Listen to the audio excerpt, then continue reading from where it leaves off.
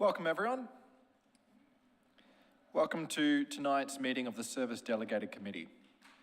Before we commence the meeting, I request that all mobile telephones are turned off or switched to silent. My name is Councillor Rob Baillieu and I chair this committee. I'll start by introducing my fellow councillors here tonight. Seated to my left at the horseshoe table in the council chamber are Councillor Lisa Hollingsworth, Councillor Shimon Ibuki, Councillor Wes Gold, Councillor Mick Nolan, Councillor Felicity Sinfield. On the opposite side, we have Councillor Victor Franco, our Deputy Mayor, Councillor Mal Osborne-Smith, Councillor Sophie Tawney, our Mayor, and Councillor John Friend Pereira. I also acknowledge our CEO, Mr. Philip Storer, to my right, and our Manager, Governance and Legal, Mr. Brian Weed, to my left. There are other officers in attendance tonight, and they will be introduced as they present their reports.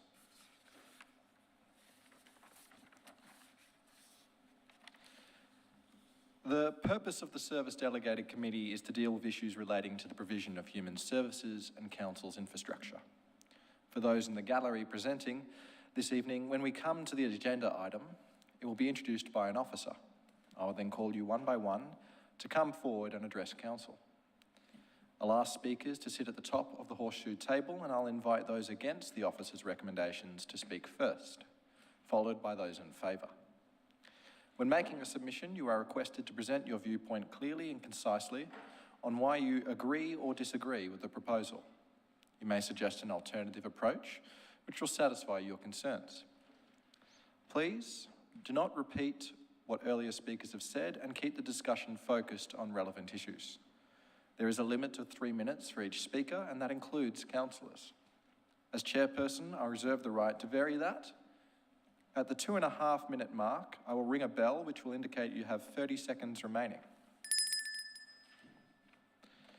And you'll need to conclude your presentation.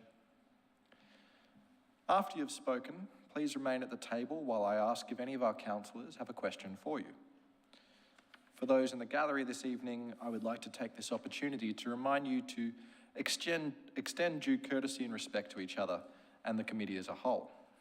This includes remaining quiet while others are addressing the committee and not disrupting the decision-making process of the committee.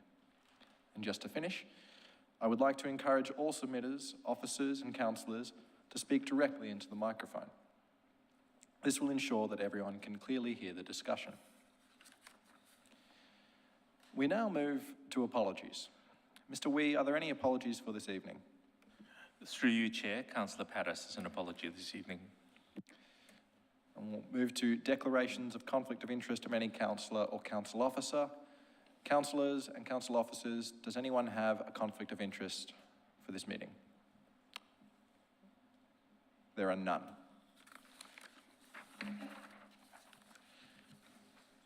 We now move to item 3.1, Victoria Road Reserve designation in Burundara's dog control order. And this report will be introduced by Paul Mitchell-Moore, our Manager of Civic Services.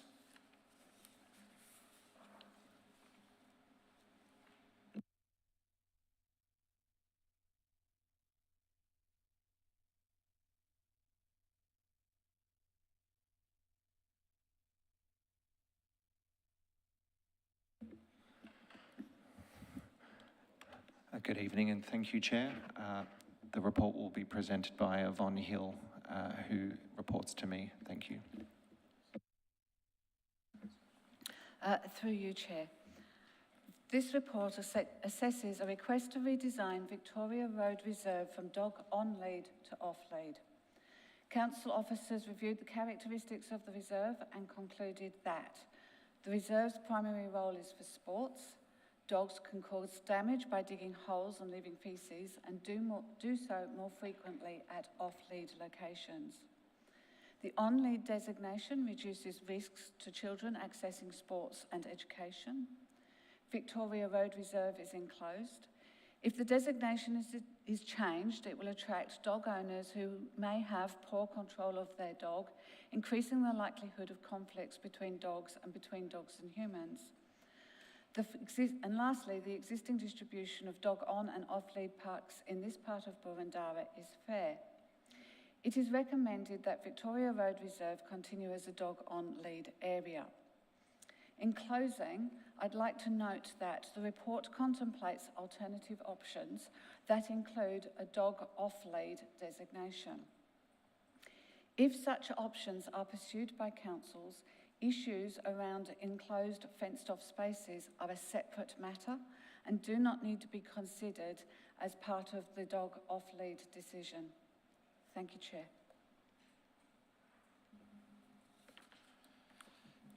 We will now move to public submissions. 15 people have indicated they wish to make a submission on this matter. 12 are against the recommendation in the report and 3 support the recommendation. Once I've announced your name, please sit at the top of the horseshoe table. If a submitter is not present when the name is called, we will move on to the next speaker. I remind submitters there is a strict time limit of 3 minutes. Please commence the submission with your name and the suburb in which you reside.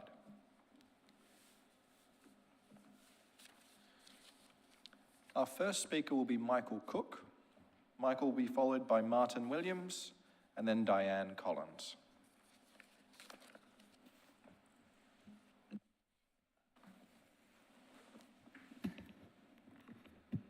Just checking the microphone. All good? My name is Michael Cook and I live in Hawthorne East. I oppose the council officer's recommendation but support the adoption of alternative approach 2. I'm part of a group that calls itself the Friends of Victoria Road Reserve. I've been a resident living right on the park for 32 years. It's our backyard, so to speak. I have been a dog owner for all those years and my 5 children have all been heavily involved with the sporting clubs, scouts and have attended the kinder and the local Auburn primary school. The park was and still is our community hub. Councillors, this issue of approving a part-time dog off the lead alternative goes back to pre-COVID times 5 years ago. Then our group of park user residents formally applied to the City of Burundara for, I quote, dogs to be allowed to exercise off-lead on the oval when there's no sport, training or other council scheduled events taking place. This application or submission was backed up with a petition signed by 257 people. At this point, there were no objections from any sport or other park users, just support for the dogs. Later at the delegates meeting in 2022, a motion to defer the decision was adopted so as council could undertake a community consultation process when upgrade works were completed. So here we are 3 years later and we have the results of that consultation. Over 700 responses were received, which is a very large number for a local issue. There are 2 main registered users of the sports facilities at the reserve, the cricket club and the football club. However, when you consider that according to the RSPCA statistics, 48% of households own a pet, in our community consultation it made sense that 25% of the total responses were from people who have kids in those sporting teams. Nearly half, 44% of those people, were in favour of the dog off the lead proposal when no sport or scheduled use is taking place. Our group intends to demonstrate to you tonight that there is a successful, inclusive model for sharing our reserve. This centres around council's development since 2020 of more specific bylaws for the operation of dog off-lead parks and consistent, easy to understand signage at those facilities. They all function smoothly with no conflict or complaints. The community consultation results obtained by council earlier in the year showed a huge 70% of people in favour of the dog off-lead proposal. We believe this proposal is the best solution for the community and our park, and we have some of the park's surrounding supporting residents to also speak to you tonight. They will cover a range of points that have been highlighted by council officers in the report. We think the council needs to listen clearly to the diverse voices of the 70% who support this proposal at our community hub. This is articulated perfectly on page 23 of the report as the alternative approach 2. If adopted, dog-owning residents who live in the apartments near the park, residents working from home, residents with mobility issues, night shift workers and families with young children who run with their dog in the park can all use the shared community resource. Thank you. Thank you, Michael. Councillors, are there any questions for Michael? Councillor Buki. Thank you, through you, Chair. And thank you, Michael, for that. I'm not a dog owner, so if it's okay, I'd just like to ask you some questions just to get a sense of what an off-lead dog park looks like. Yes. I presume you go to some off-lead dog parks nearby? we go to, in the winter, there's really only the Victoria Park over in Kew that's suitable because the Rathmines Park up the road is heavily used for sport and gets very muddy with the rain, and the same with Fitzholz's Park, which is over near the junction. So we do that, yes. Okay, and when you're there with your dog off leash, how many other dogs would be running around on average at a time? Depends on the time of day. Yeah. Sometimes during the day, a lot of those places are pretty well uninhabited. It's like this, and there could be 3 or 4 or half a dozen. Sometimes when it's a little bit more concentrated, there might be 10, 12, 15, that sort of number. And it's more of a social gathering for the people with the dogs as well. Okay, so, sorry, one more question, Chair. So if you have, say, 15 dogs off leash, does that mean that you still get other people who use the park without dogs, or does it mainly get like designated, as a space for dog owners? A bit of both. Yep. Yeah, a bit of both. Okay, thank you. Councillor Osborne-Smith. Thanks, Chair. G'day, Michael. Thanks for your presentation. I'd like to ask you a question about the Friends group, particularly what activities you might do now, but perhaps more importantly, what preparedness you might have to take on some community responsibility, particularly looking after dog poos, which are one of the concerns, of course, raised by tenants of the club. Would you care to comment on that a little for us? Yes, we've got probably one of our other speakers will probably speak more directly to that. So if we leave it to Len, because that can be covered, I think it's in number 2 or 3 or 4 or whatever. That's very efficient. So we're Appreciate not it. repeating Thank you. ourselves, okay? Thank you. Thank you, Michael. Councillor Tawney. Through you, Chair. Thank you, Chair. Thank you, Oh, Michael, sorry. for this. One more question. So you've lived there for 30 years. So I'm just looking at the match and training usage timetable that was in the report. So it's kind of used like every night from 4 till 8 and winter a few nights a week. So is your understanding of if it's off-lead, that would still be unavailable for off-lead use Correct. during that Yes. time? Yes. So you're really just prepared, this would be more during the day? Correct. Yep. Yeah. And in your experience of living there, is it what's happening during the day generally? Very quiet. Very quiet. Okay, thank you. Thank you. Councillor Ibuki, did you still have a question? Councillor Franco, do you have a question for Michael? I was going to ask a question. Sorry, Michael. Thank you, Michael. One of the concerns in the report is about the damage to the sports field, and in some of our off-lead parks that are sports grounds, there is significant damage and holes. How would you respond to that concern in the reports? I think, again, that will be covered by one of our other speakers. Perfect. Is that okay? I'm happy to wait and Okay. raise it then. Perfect answer. Okay, thanks, Frank. Very considerate, thank you. We love an efficient speaking list, so thank you very much. Our next speaker is Martin Williams.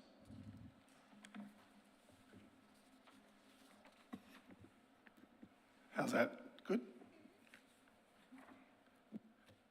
I'm Martin Williams from Hawthorne East. I do not support the recommendation. I do not support alternative approach number 1, but I do support alternative approach number 2. I've lived on a street bordering the park for 24 years and raised 3 kids who have attended Auskick Scouts, kinder, primary.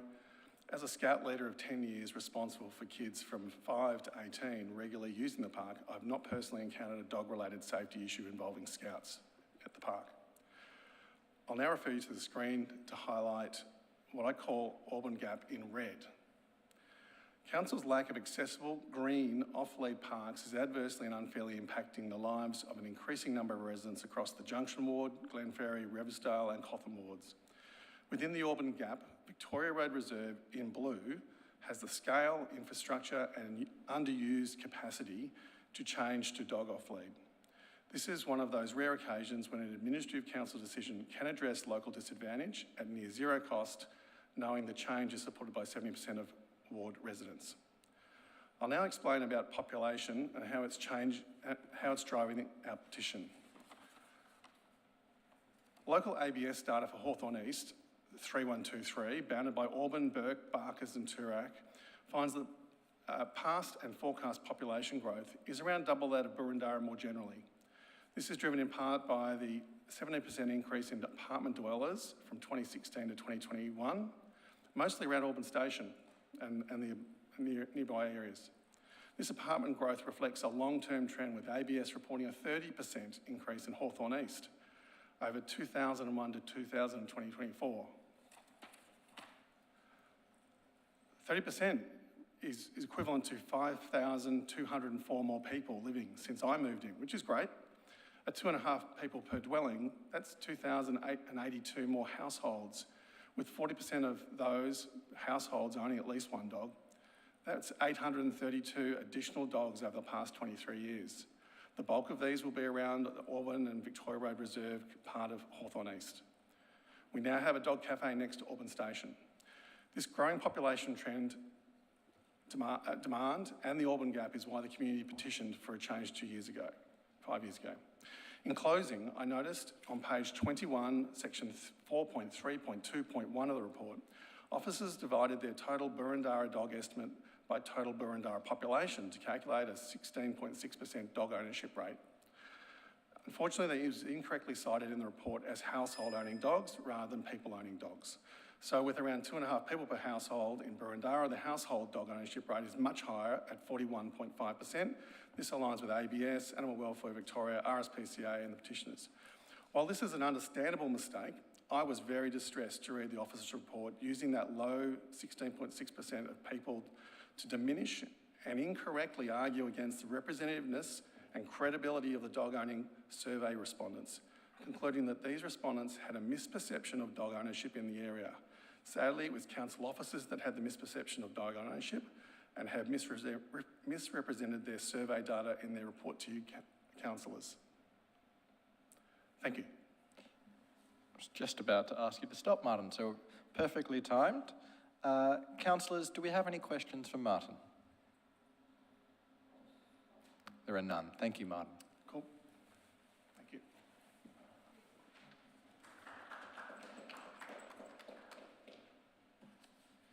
Our next speaker will be Diane Collins. Diane will be followed by Courtney Paulin and then Matt Warren.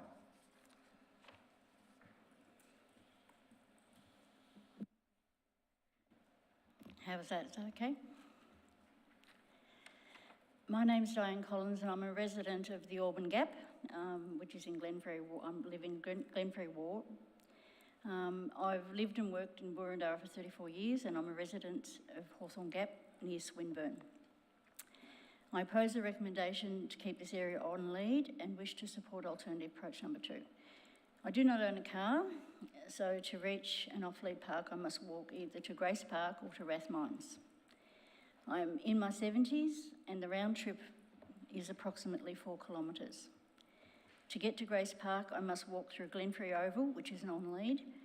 To get to Rathmines, I must walk through Central Gardens, which is on-lead, and Rathmine Road Reserve, which is on-lead. At present, I am able to manage this distance, but I'm not certain how much longer that will be possible. The nighttime access outlined in Alternative 1 is not practical for me at my age. My dogs and I benefit greatly from social interaction that off-lead areas provide. Lead exercise for an active dog is not the same as running and playing with other dogs, which is important for their physical and mental well-being. Personally, I enjoy the camaraderie and the connection with other passionate dog owners, which is also valuable for my own social well-being.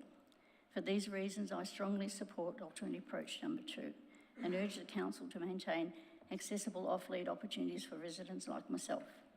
Thank you for listening to my submission. Thank you, Diane. Councillors, are there any questions for Diane? Councillor Franco. Hello, Diane. You said you support alternative approach number 2 and not alternative approach number 1, and I didn't ask this question of the previous speakers, but what is it about alternative, you spoke very quickly, which I understand, but what is it about alternative approach number 1 versus alternative approach number 2 that makes you support alternative approach number 2 so strongly? Are you talking about the nighttime access? The 2 alternative approaches that I've got before me. There's one that's allow off lead, and there's another one that allows off lead after 5 p.m. 5 p.m. or something, which is, you know, I can't be going out at night on my own. Right. It's just not suitable for me to do that. Thanks. Councillors, are there any final questions for Diane? There are none. Thank you.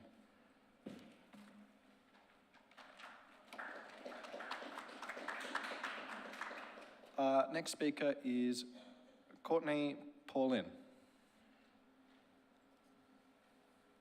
Apologise if I've pronounced you wrong there. You're all good, mate. Don't stress. Hear me okay? This is very intimidating. I've never done anything remotely close to this in my life before, so apologies if I'm a bit shaky. Am I good to go ahead?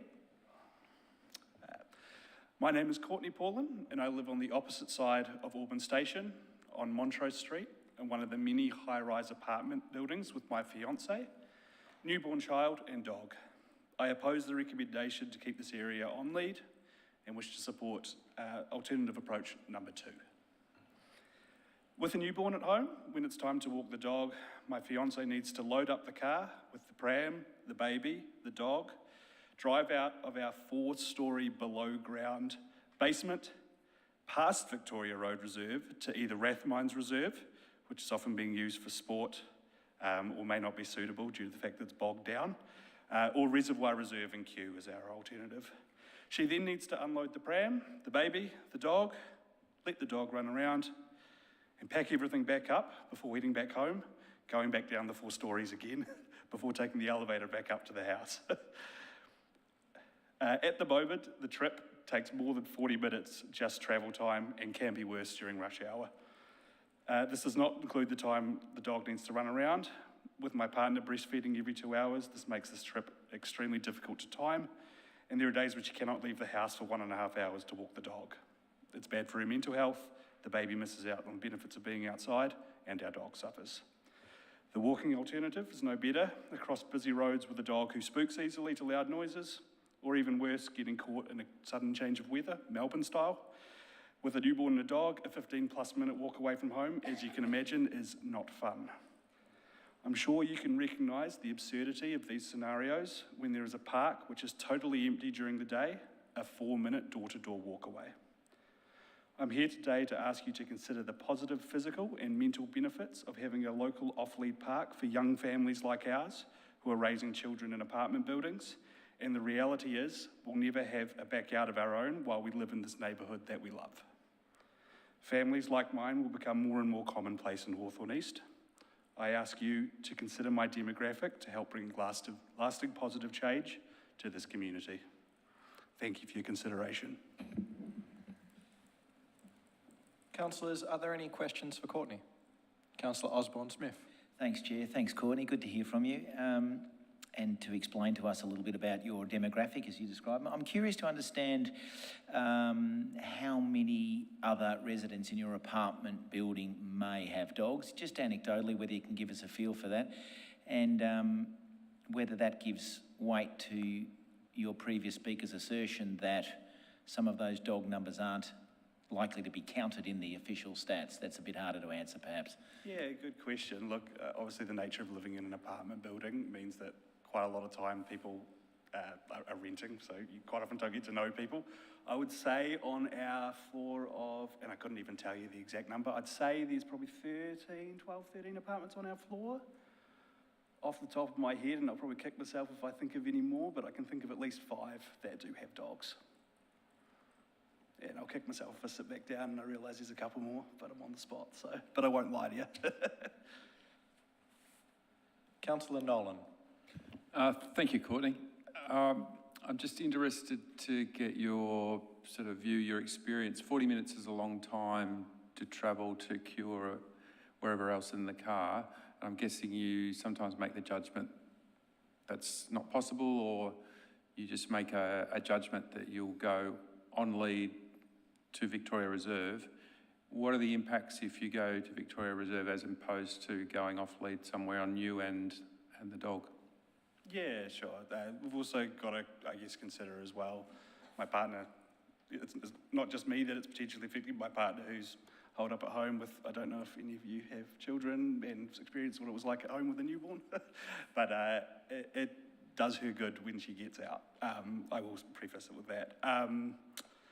So, I mean, the effect is, yeah, obviously just mental health, getting out, and feeling like we're doing the right thing by our dog as well. He's a much happier dog when he's out and can have a proper run around. Yeah, that about sort of covers it for me. Did I answer all of your question? I think that's given me a flavour for it. Yeah, Thank you. Councillor Ibuki. Thank you. Martin, you mentioned that the park is often empty when you see it. Yes? Victoria Road. Oh, Yes. I'm Courtney, by the way, Yes? not Martin. Oh, But yeah. sorry, Courtney. Yep. Yes, that's right. So, yeah, how often do you observe that it's very, not underutilised, or you don't have people using the park? Apart from when footy training's on, the park is almost always empty. During the day? During the day, correct. Right, okay. Thank you. Councillor Hollingsworth. Thank you, Chair. Thank you, Mr. Orban. Really appreciate your presentation. I hope I got your surname correct. But you mentioned you've got a young child. Is that right, an infant? Yes. Correct. Is your child of an age where you're using the playground connecting to the oval? No, she's 8 weeks old, so not yet. Not yet. Okay. My question was going to be, have you ever observed dogs that have been off lead running in towards the playground, but with an 8-week-old probably not using that facility that much yet? Okay, thank you. Councillor Franco. Thank you, Chair. Hi, Courtney. You mentioned the two reserves that you do go to. Why don't you go to what's one of my favourite off-leash parks, Fritz Holster, which is nearby? Why not include that? Yeah, no, it's a fair question. Look, it gets really bogged down there, I notice. So that is that. There have been outbreaks, I think, of dog gastro there as well in the past. Yeah, we have to cross a busy road to go there. Yeah, we just, if we're going to drive, we prefer those other two parks. Okay, thank you.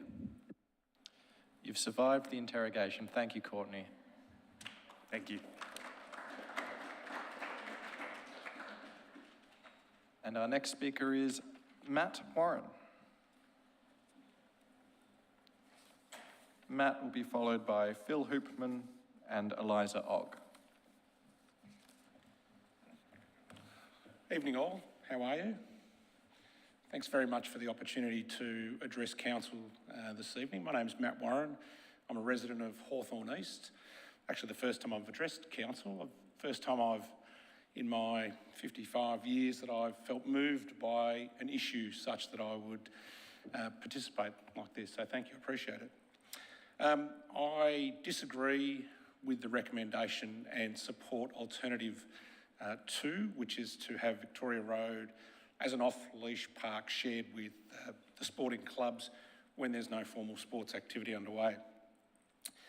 I have a 3-year-old Labrador and we have 5 children who live at home, not all the time, but our children play sport at both of the ovals, both Rathmines Road and Victoria Road. We're situated almost equidistant between the two ovals. The kids are of primary school age. They use the playground. That was a question that was asked, so I can answer some questions around that. And so we have a fairly strong connection to both ovals. Kids have played football, cricket and other sporting activities in those areas. The main issue for us, we take our dog to Rathmines Road twice a day, pretty much. She's a Labrador, she likes a lot of exercise. I work from home, my wife works from home, so we walk often through Victoria Road Oval on our way down to get a coffee. As I say, I spend probably 4 days a week working from home. I find respectfully, many of the conclusions in the report are fundamentally flawed, and I'll go through a few if you like. So both ovals have very, very similar characteristics. They both have a playground directly adjacent, almost on top of the oval. They both have a kindergarten adjacent to them. They both have relatively recently renovated sports facilities, and they both have been resurfaced at cost. I think the costs for Victoria Road were outlined in the report. The costs for the resurfacing of Rathmines Road, I noticed, were left out. The playground at Rathmines Road Oval is not fenced. It's an off-leash dog park, and it is directly adjacent to the oval. In the 3 years that we've been taking our dog there, I have never seen an incident with a dog and the playground, not one. The kids play there, my kids play in the playground, other people's children are playing in the playground regularly, never had a problem. Also in that time, I've never observed any conflict at Rathmines Road between the dog owners and the sports clubs, either the cricketers or the football players. The busiest time at that park is around about 5 o'clock. There's footy training starting. People are really respectful of each other's wishes and each other's views. I'll leave it there. I think I'm just about at time and welcome any questions. You had 1 second to spare. Perfect. Councillors, are there any questions for Matt? Councillor Ibuki. Thank you. So just quickly, at Rathmines, with the playgrounds without any of the fencing, there are quite a few children who play there, and you're saying that there's no incidents. So it's a busy playground as well? It is, yeah, it's a busy playground, yeah. Yeah, it's got a particularly good sandpit, and so I think it's one of those parks that gets a lot of the sandpit. It also gets a lot of kids from the primary school, after school, who go up through Rathmines Road. As you know, the primary school is just down on Auburn Primary, I think it is just down the street, and it's very busy on a nice afternoon. There's 1 million kids playing in there. Yep. So in your observation, you would say that many of the children playing at the playground were not from dog families who own dogs. They were separate. Correct. Okay, thank you. Thanks for that. Councillors, are there any other questions for Matt? There are none. Thank you, Matt. We love first-time speakers. Thank you very much. Nice to see you, Mel. Phil Hoopman.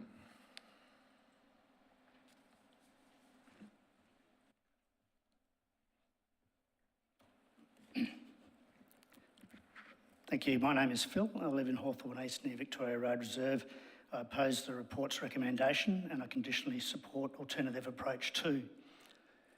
On the screen is a time lapse of the Victoria Road Reserve Oval taken from 8 a.m. to 4 p.m. on the 3rd of April. The purpose is to demonstrate that the reserve is not a hive of activity at any given time on any given day. Sure, it is well utilised when scheduled sport takes place after 4 p.m. on weekdays and on weekends, but this time lapse could have been taken on any other weekday between sunrise and 4 p.m. and it would also show the oval mostly unused. Our dog off-lead proposal is clear. We respect licence entitlement of the reserve, but we're yet to hear a compelling reason why dogs should not be allowed off-lead at times when the reserve is free from scheduled use. Some arguments that have been put forward are, 1, its primary use is a sporting reserve. How is it then out of 30 dog off-lead reserves in Boroondara with facilities and programs listed on Council's website that 73% have scheduled sport? 2, potential damage to the turf, yet 73% of these dog off-lead reserves have a turf sporting surface. 20% have a turf cricket pitch, 1 has a grassed athletic track. 3, dogs interfere with children and the public, yet 83% of these dog off-lead reserves have a playground. 27% are located near a kindergarten, 77% have public seating and picnic tables, 50% have a barbecue, 33% have cricket nets. Why should Victoria Road Reserve remain dog on lead when so many other reserves with similar sporting programs and facilities are off lead? I would also like to comment on Council's alternative approaches. Alternative 1, off lead from 5 p.m. to 7 a.m, is simply unacceptable for reasons that are plainly obvious. Alternative 2, dog off lead but not during formal sports. This is exactly what the community is asking for. However, we're concerned with the suggestion that it would be appropriate to fence the playground and move the drinking fountain at a cost of $37,000 deferred until after the 2026 budget. Many dog off-lead ovals, including Rathmines Road, have playgrounds that are unfenced. Surely a self-closing gate at little cost adjacent to the playground would be more appropriate than this expensive delay tactic. This would still leave 5 openings in the oval while protecting the playground with over 90 metres of fencing. Furthermore, the oval and reserve is not an enclosed space and will not have the issues that Victoria Park North, Oval and Kew experienced. To quote Council, once the gates were removed, the conflicts and complaints to Council ceased. I also note that Council refers to the Kew dog off-lead oval as, quote, a sports oval. Why then does Council's report state that retaining the current on-lead designation is the only way to support Vic Road Reserve as primarily a sports location? Based on 70% community support and precedents within Burundara, along with Council's dog control order, suitable signage and enforcement activity, there is no compelling reason why the dog off-lead proposal should be opposed. Phenomenal. Well timed. Councillors, are there any questions for Phil? Councillor Osborne-Smith. Thanks, Chair. Good to see you, Phil. Just for the benefit of other councillors, can you explain what you mean by the gate proposal? If I understand correctly, the oval is fenced, but there are sections of the oval that don't have a gate, so dogs can run in and out, and that's a good thing because dog owners therefore are required to exert control over the dogs and not just go off for a coffee and, you know, let them run wild. Is your suggestion that one of those openings near the playground is gated to reduce the number of dogs that would enter and exit from that spot? Is that the... Yeah, well, Council's report stated, and I'm quoting here, it would be appropriate to fence the playground and move the drinking fountain. Fencing the playground, obviously, to provide security for kids. As I say, that most playgrounds, in particular Rathmines Road, are not fenced. As my colleague pointed out, there's been no issues there. But I think, why spend $37,000 if you put a self-closing gate on the one gate that is directly adjacent to the playground? You've then got 90 metres of security for the playground at little cost. And if the the fountain is an issue because of the dog bowl at the bottom, take the dog bowl off. There's another one near the club rooms. So if I can just complete my questioning. So the idea is that with 90 metres of the ground fenced between the playground and the oval, then that reduces, it doesn't completely fence off the playground, but it reduces the areas of access, if you like, that the dogs would play in that precinct. That's right. Is that what you And understand? any dogs using the path should be on lead. Yeah, okay. Yep, thank you. Councillors, are there any final questions for Phil? There are none. Phil, thank you for your video. It was very creative.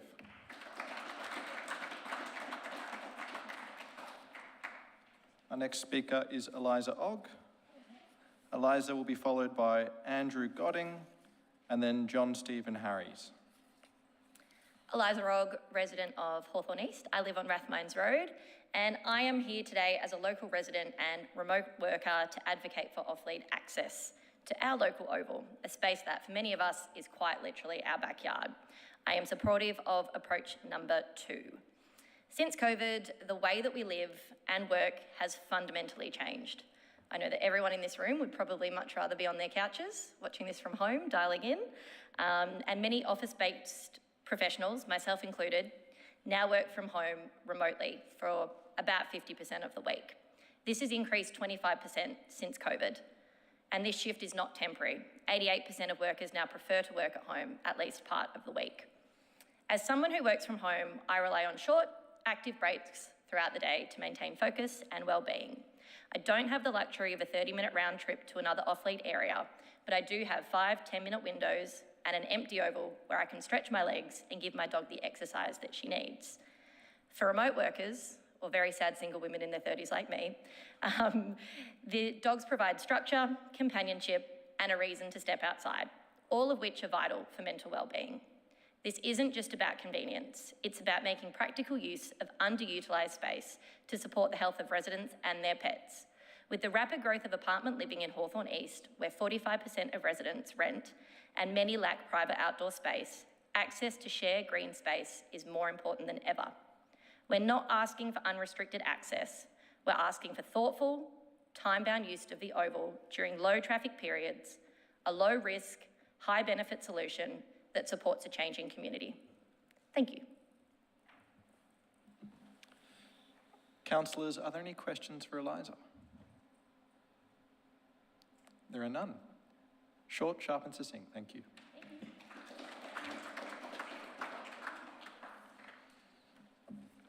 Andrew Godding.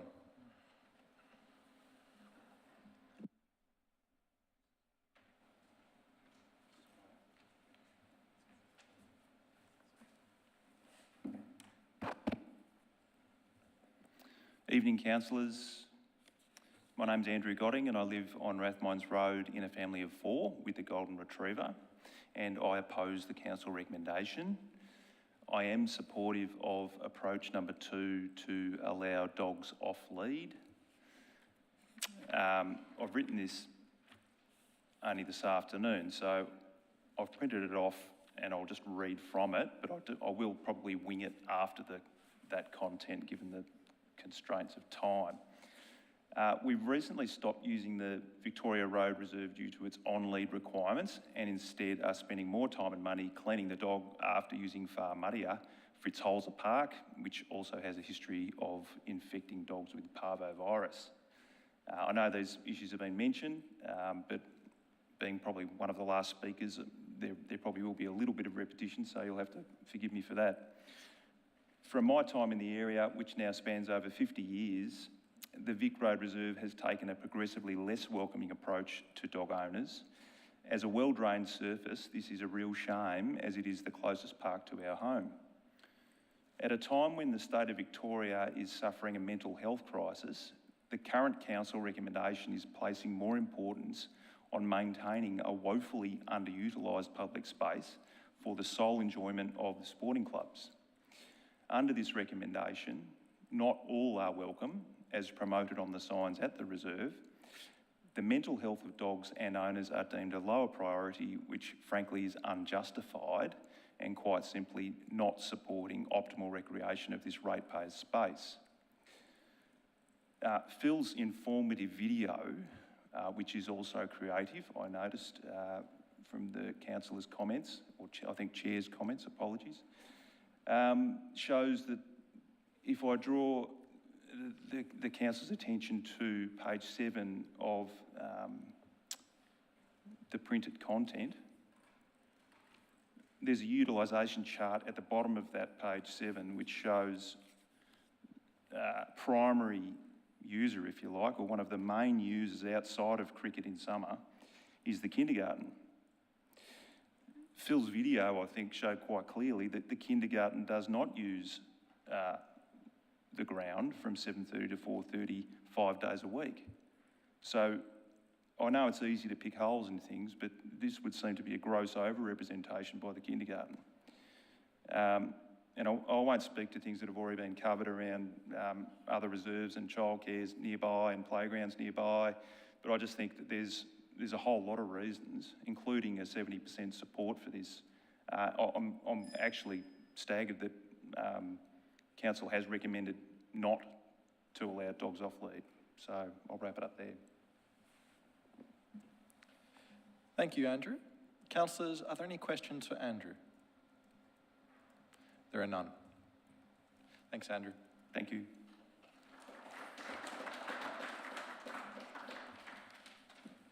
Our next speaker is John Stephen Harries. He'll be followed by Wolfgang Dangschitz and Sam Stewart. Good evening all. Thank you for the opportunity to address you. Like a couple of other speakers, this is my first opportunity, I think, to address this council and indeed any other council. John Harries, Hawthorn East. I oppose the officer's recommendation to remain on lead and support, as a number of the other speakers have, the officer's alternative approach too. As background, I moved up the property directly adjoining Victoria Road Reserve 5 years ago. It's a fabulous place to live and it's an excellent community to reside in, and thank you for the work you all do and your officers to help us all enjoy living there. I have found it a friendly and inclusive community, and that's exceeded my own expectations of what I thought was possible. I wander through the park probably 2 or 3 times a day, sometimes more, despite not owning a dog and being single and not having any children there, and not many visitors with children. So I've met many of my local neighbours there and have a pretty good feel for how the park is used, during the day, 7 days a week. I also walk past the Rathmines Road Reserve probably nearly every day on a walk, but I'll frame that by saying it's later in the day. I'd just like to address a couple of concerns raised in the council report regarding the off-lead dogs and child's safety. Firstly, the report's child safety concerns, to me, appear overstated. Much of the commentary is based on anecdotal evidence and opinions, understandably so, without a lot of supporting data. And I noted that there wasn't much comparative data from those other Boroondara parks like Rathmines Road and Victoria Park, which have been discussed. And a previous speaker talked to the Victoria Park North Oval, so I don't want to go over that for time's sake and not repeating. But the point there when there was a change made there to design rather than the people and the dog behaviour, the concerns were resolved. There is some concrete data, obviously, in the report, Table 5, page 19, which shows across the 21 visits, council officers recorded 0 safety incidents involving children's sports or other park users, 2 dog faeces warnings, and a handful of administrative matters like off-lead or unregistered dogs. So respectfully, I feel that the data clearly indicates there's little evidence of a safety risk, and I think that the absence of other incident data also sort of reflects that. I think the community's proposed a practical solution, and again through that work in 2020, that looks to separate, the dogs from the sensitive areas, etc., and acknowledge the sport being played. I think that works well at Rathmines Road. From what I've observed. So in summary, I think the data doesn't show a huge amount of risk. The community's endorsed a proven balanced solution, so I'd like to see it move forward with a 70% vote in the community and many of the comments that are made before and supporting alternative approach too. So thank you for listening and the opportunity to present my thoughts. I'll take any questions, obviously. Thank you, John. Councillors, are there any questions for John? There are none. Okay, thank you again.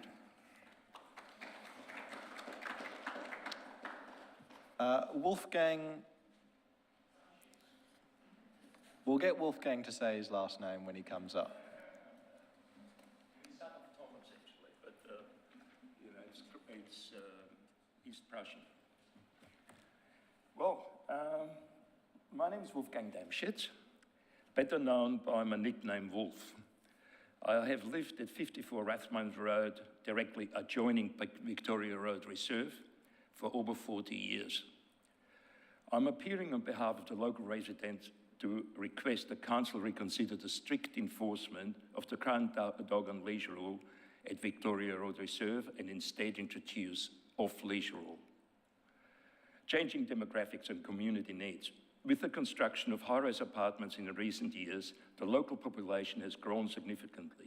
Many of those new residents are young professionals with demanding work schedules, young families with small children, and older residents with limited mobility. Myself, I'm 76. For all of them, Dogs provide companionship, comfort, and a sense of belonging. In the past, Victoria Reserve was an important meeting place where residents, particularly young women with dogs, gathered regularly. Those gatherings fostered genuine community spirit. All the residents from surrounding low-rise homes connected with newer population sharing experiences while also gaining insight in modern life. Friendships were formed, isolation was reduced, and residents took pride in maintaining the reserve. Sadly, much of this social fabric has diminished since the strict on-leash policy was strictly enforced. Benefits of off-leash. When dogs are able to exercise and socialise off-leash in a reserve, the community as a whole benefits. Social connection, dog owners naturally engage with one another, offering support, exchanging stories, and building lasting friendships. Well-being. Residents enjoy the physical and mental health benefits of outdoor activities in a safe and social setting. And community pride. Regular users took responsibility for the reserve, keeping it safe and clean. Antisocial behaviour such as littering and graffiti decreased as the space was respected and cared for collectively. We recognise the two main concerns often raised about off-leash areas: safety. Local residents are overwhelmingly dog owners, parents, grandparents, and long-time users of the reserve, including the sports clubs and children's facilities. They remain highly vigilant and act responsibly to ensure safety for all. Hygiene. The community has consistently demonstrated a strong commitment to cleanliness. Owners not only clean up after their own dogs, but often pick up litter left by others. As the saying goes, birds don't foul their own nest. This sense of pride ensures the reserve's remaining environment. Current situation. Since the enforcement of the on-leash rule, many residents are forced to walk the dogs along busy, narrow streets surrounding the high-rise apartments. This is less safe for both dogs and owners, while also diminishing the opportunity for community interaction and well-being. Proposal, designate Victoria Reserve as an off-leash area, allow residents once again to enjoy the reserve as a safe, social and inclusive community hub. Conclusion, introducing off-leash access to at Victoria Reserve will restore valued community asset, enhance the well-being of the resident and the dogs, encourage shared responsibility for the maintenance and safety of this important public place. This change would not only support dog owners, but also strengthen the wider community and align with the Council's vision of fostering healthy, inclusive and connected neighbourhood. Thank you. Thank you, Wolfgang. Councillors, are there any questions for Wolfgang? Councillor Nolan. Thank you, Wolfgang. Interested in many of your comments. In particular, I just want to single out one, which is in respect to the hygiene and cleaning up, dog poo, and if they've dug or whatever. What are your, and I think you said you've been there for 40 years. Are you seeing... Over 40 years. Over 40 years, thank you. Have you seen, would you say, an increase or a decrease in the care that users, particularly dog on lead at the moment, that are taking care or pride of the park? Is it increasing or decreasing? Well, as I said, I've been living there for more than 40 years. So when I lived there, on the beginning, it was mayhem. It was terrible. The people living there cleaned it up by stopping cars being used as brothels. I'm not joking. Driving down on parkland, picking up rubbish left from the visitors who watched the footy practices and other things. And it got closer and closer the longer people lived there. And we made an effort of going around picking up poo and litter, like cups, lids, cigarettes, beer bottles left in a corner, sometimes where the units are, not in Rathmines Road, but at Victoria side, and making sure that the children's playground is clean of debris. Now, I go sometimes with a bag around and it's almost full. And this mostly happens when there are gatherings at the footy. And at one stage, I thought I'm going to drop it off outside the pavilion. But yes, look, we are very interested of keeping it clean. I also have installed a 180-degree video or camera. And for the simple reason, some idiots broke the trees. I rejuvenated them, I put them back in. But since I've done that, and since I make an effort of getting rid of all the graffiti and so, there is none. Now, I can not only speak for myself, I think there are a lot of people in our community who are much more interested of keeping it the way it is now. But to give us some leeway in letting our dogs, I myself own 2 dogs, one is 63 kilos and the other one is 50 kilos, it's Bernese mountain dogs. And they want to walk, they don't want to run or bother people, but they just love people around. And if we are given the opportunity to have that again, how it was 10 years ago, it would be beautiful.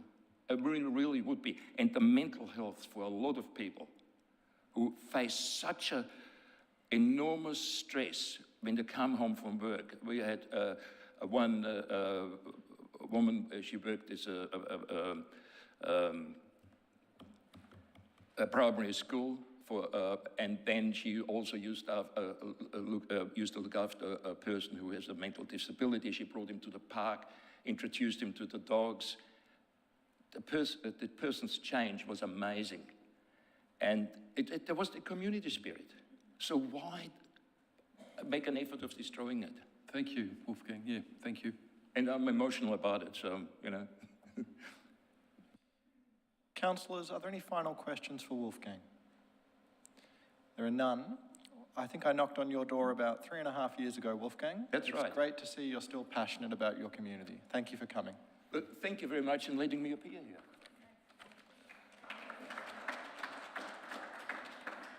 Our next speaker is Sam Stewart. Sam will be followed by Fiona Rogers.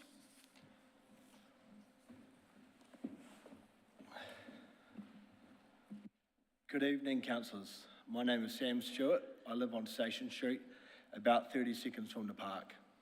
I oppose the recommendation to remain on lead and support alternative option 2. My partner Nicole and I moved here from New Zealand over 2.5 years ago and were welcomed straight away into the Auburn community. We live in a small house with a very little backyard, so the park is the only place our Cocker Spaniel Sadie can properly run, fetch and socialise. On-lead walks just don't give her the same outlet.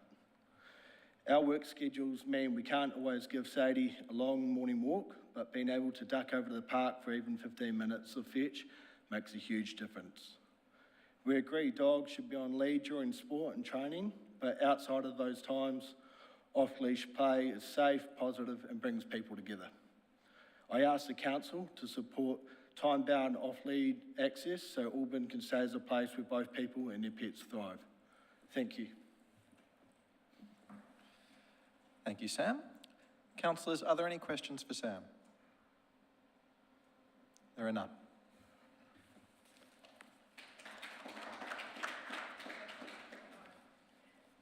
Our next speaker is Fiona Rogers.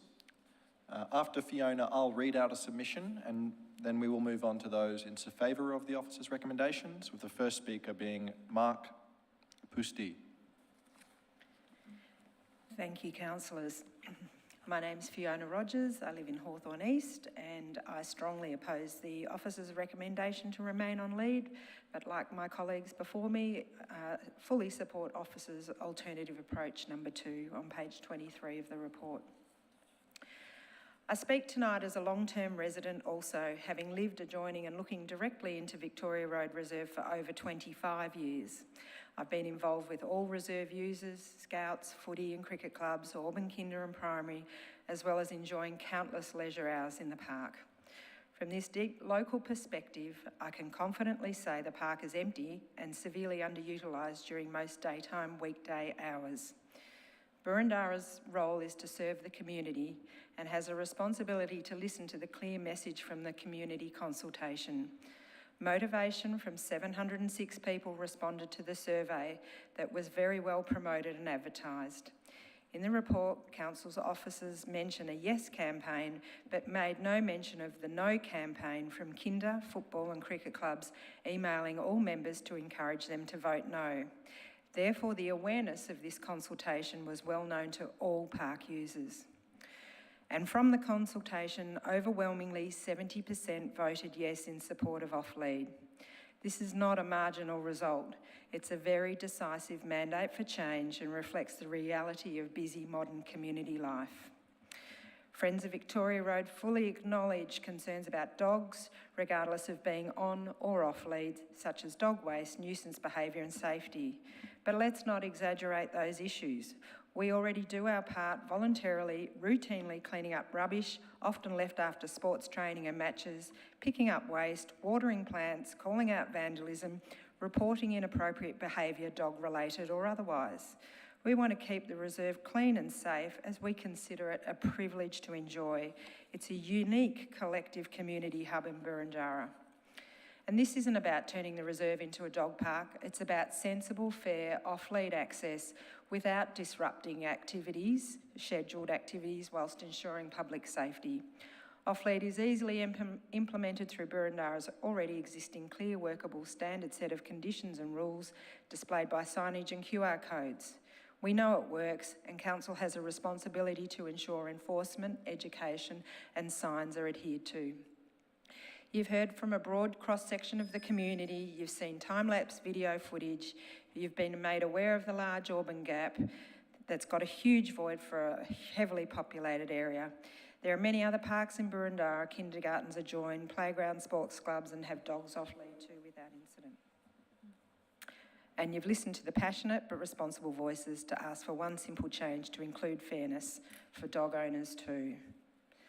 Adopting officers' alternative approach to delivers on that mandate. Thank you. Thank you, Fiona. Councillors, are there any questions for Fiona? Councillor Hollingsworth. Thank you, Chair. Thank you, Ms Rogers, for your presentation. You touched on one point that I've put in my notes here. If it was the will of Council to support off-lead dog, you talked about signage stating to report irresponsible dog management or something to that effect. Is that something that you've noticed in any other area that you've seen that is effective?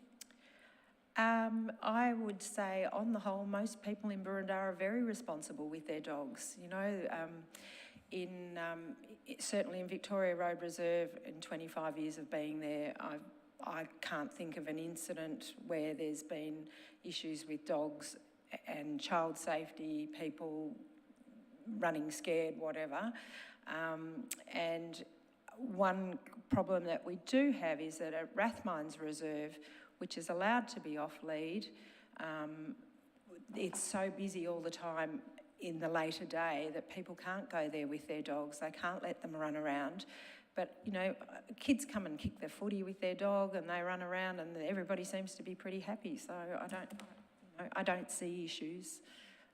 And I'm in the parks walking my dogs. I've got 2 golden retrievers, walking them, if not twice daily, even more than that. So thank you. Does that answer your question? Yeah, look, thank you, it does, and I'll have a follow-up question for the officers later. Thank you. Thank you. Okay. Councillor Osborne-Smith. Thanks, Chair. G'day, Fiona. I asked this question of Mick at the beginning of your collective presentation, and perhaps being the last speaker, I might finish the question with you.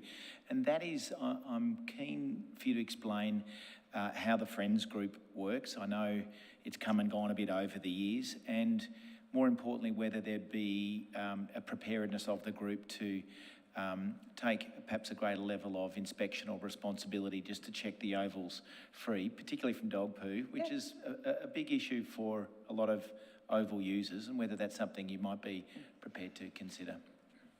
Thanks for the question. Absolutely.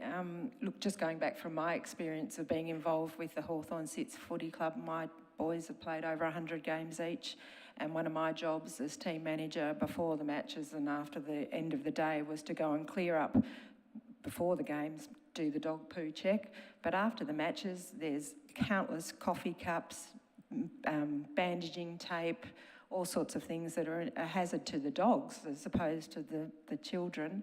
So we worked really hard to do that. We do that daily anyway in our park out the back, and we're all more than happy to continue to do the clean-up. We had a pretty serious issue recently with the football club having a pizza night, and 25 pizza boxes were just left at the back of the club rooms, and they were there for 3 days. Well, of course, 2 golden retrievers thought that was heaven. And, you know, we had to call it out and say, you need to look after it just like we do. It's a community space. It's for everyone to share, and we're all, you know, more than happy to pitch in and help out. And that the council report states that 24% of people that said yes own a dog and play sport in the park. Their children play sport, and 44% of them said they're happy for it to be off lead when there's matches and things not on. So we're more than happy to do that, because we do it anyway, regardless of whether it's dogs or rubbish or vandalism or trees being broken or watering plants or whatever. We take pride in the space. We consider ourselves very lucky to live there. Thanks. Councillors, are there any final questions for Fiona? Councillor Hollingsworth? Thank you for your indulgence. Just a very quick second question. Have you heard of the app Snap Send Solve? I love it. You sound like a fellow user. Yeah. Yeah, I used it. In fact, I was very pleased today to see that the leaking sprinkler on the oval has been fixed this morning. So I sent that last week. Excellent, and thank you for your care to our parks and gardens. Thank you. Councillors, are there any final questions? There are none. Thank you, Fiona. Thank you.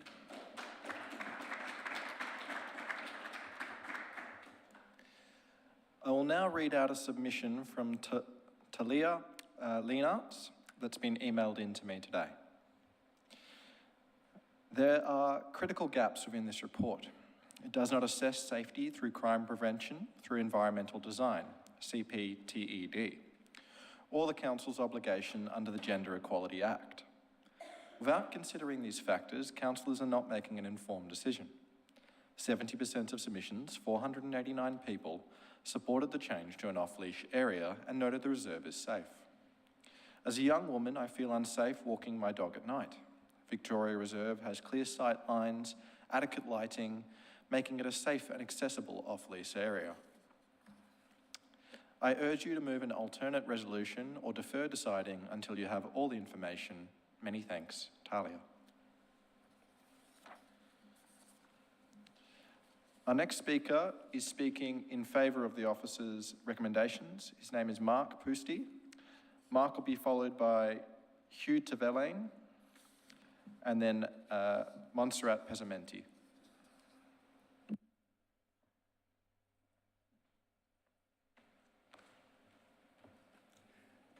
Good evening all.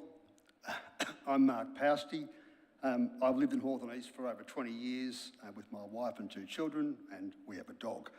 I represent the Hawthorn Burundara Cricket Club and am accompanied tonight by our club president, Graham Yole. I'm also authorised tonight to speak on behalf of the Hawthorn Sits Junior Football Club. Our club has over 350 members, including over 200 juniors. The club and the Hawthorn Sits use Victoria Road to collectively cater for 1,200 plus players, plus parents and other supporters. Both sporting clubs oppose any change of status from on-lead dog park at Victoria Road and support the council officer's recommendation in their report. Victoria Road Reserve has a primary role as a sports ground and is heavily used by both sports clubs, including over 1,000 juniors. The dog-related problems the sports clubs already have to deal with can only worsen if the on-lead status of Victoria Road changed. Off-lead dogs results in more dogs and more dogs not under effective control. This means more conflict between club members and non-compliant dog owners when dogs are not permitted on the oval during training or games. It means more risk to child safety with increased instances of kids being harassed and chased by dogs. It leads to more uncollected dog feces on the oval and undermining of council's investment in the reserve. It decreases the usability of the reserve for passive recreation by non-dog owners. The problems won't be avoided by signage or infrequent visits by council animal control officers. There has been some comment tonight about alternative approaches. To be clear, the sports clubs and other opponents to any change in status already confront the dog-related problems recorded in the report. This is despite the existing 24/7 on-lead status. The alternative approaches would be just as problematic as full off-lead status. Dog owners in the area are already well served by existing off-lead dog parks at both Fritz Holzer and Rathmines Reserve. There are almost 50 off-lead dog parks in Boroondara, more than any neighbouring municipality. This area and Boroondara generally are already very well provisioned with off-lead dog parks. Despite the concerted campaign by the petitioners, we note that in addition to the sports clubs and the kindergarten, over 200 respondents to the council consultation opposed the proposed change of status. Just one word about governance. Our club deals with many issues as volunteers. Many differing opinions are present, but ultimately the committee, like any governing body, has to make a decision representing the whole club. Both sports clubs urge the council to confirm no change in status at Victoria Road. Thank you. Thank you, Mark. Councillors, are there any questions for Mark? Councillor Abuki. Thank you, Mark, for your presentation. When you said that if the park becomes an off-leash park, there will be more conflict between dogs, owners and other users of the park, what did you mean by that? Examples are dogs on the park during training sessions. And at the moment, that already occurs, but the dogs are predominantly on lead. They're not supposed to be there, but the cricket club at least adopts a bit of a live and let live position on it. But if the dogs are off lead, we can't do that with the risks from, as far as our players are concerned, and particularly our younger players who start at the age of, 7 or 8. Oh, so you're saying that if the dogs were off lead, but you haven't had incidents where dogs have been off lead and have been... Well, they're not supposed to be off lead in the first place, so... Yes, yep. Councillor. Okay, thank you. Councillor Friend Pereira. Thank you, Chair, and thank you, Mark.